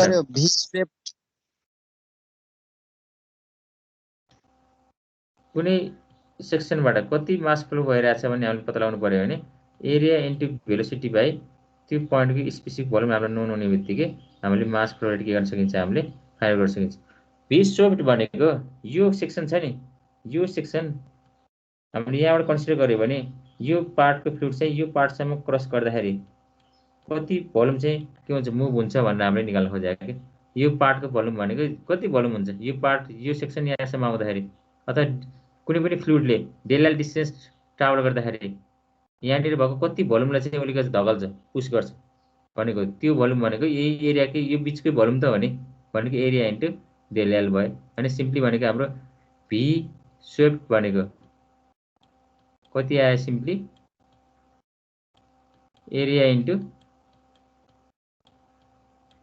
डेल एल आयो ठिक छ एरिया इन्टु के आउने हाम्रो डेल एल आउने भयो डेल एल है सरी डेल एल आउने भयो यसलाई मासमा कन्भर्ट गर्नु पर्यो भने के आउँछ यहाँनिर अब भोल्युम भने के हो specific volume equal to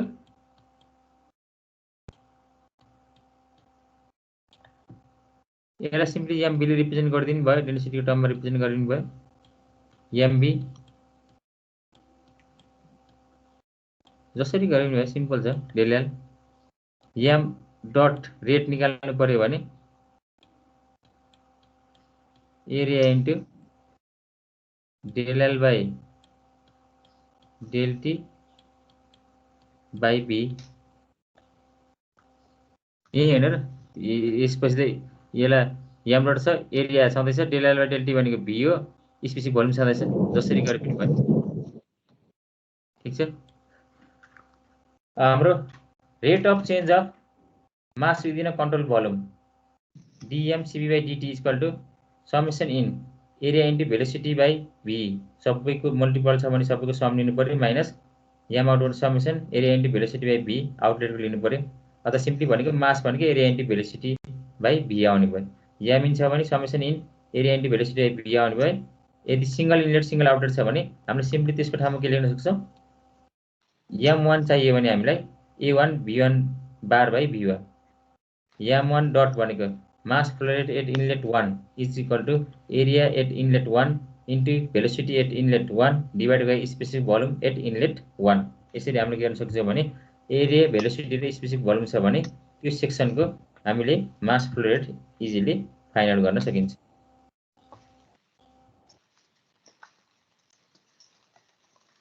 next छ हाम्रो इनर्जी कन्जर्भेसन इक्वेसन। सर हजुर सर आजलाई धेरै भएन सर, अर्को दिन पढ्ने नि सर, टाउको दुख्न थाल्यो। अब अलि छिटछिटो दौडाउनु पर्ने, तिमीहरूको खास टाइम छैन, पछि जान बढी प्रेसर पर्छ कि भनेर मैले। आज यति गरम के सर, 2 घण्टा भइसक्यो सर। सर बरु एक्स्ट्रा क्लास लिएर कुनै दिन गरौँ न सर। तिम्रो कहिले खाली छ यसो उ गर मलाई भन हैन, त्यसपछि मेरो पनि टाइम परे ठ्याक्कै फेरि। कहिले खाली तिम्रो खाली चाहिँ आजै होला, अरु दिन खाली छैन होला तिम्रो? बिहीबार खाली नै हुन्छ सर हाम्रो त। बिहीबार कतिखेर? सर एकैचोटि धेरै पढ्नु भन्दा त्यो खाली भएको बेलामा बरु थोरै थोरै पढ्नु ठिक हुन्छ क्या सर। बिहीबार कति खाली कुन कम्प्युटरको 2 चोटि हुन्छ सर, एउटा तपाईँ लिनु न।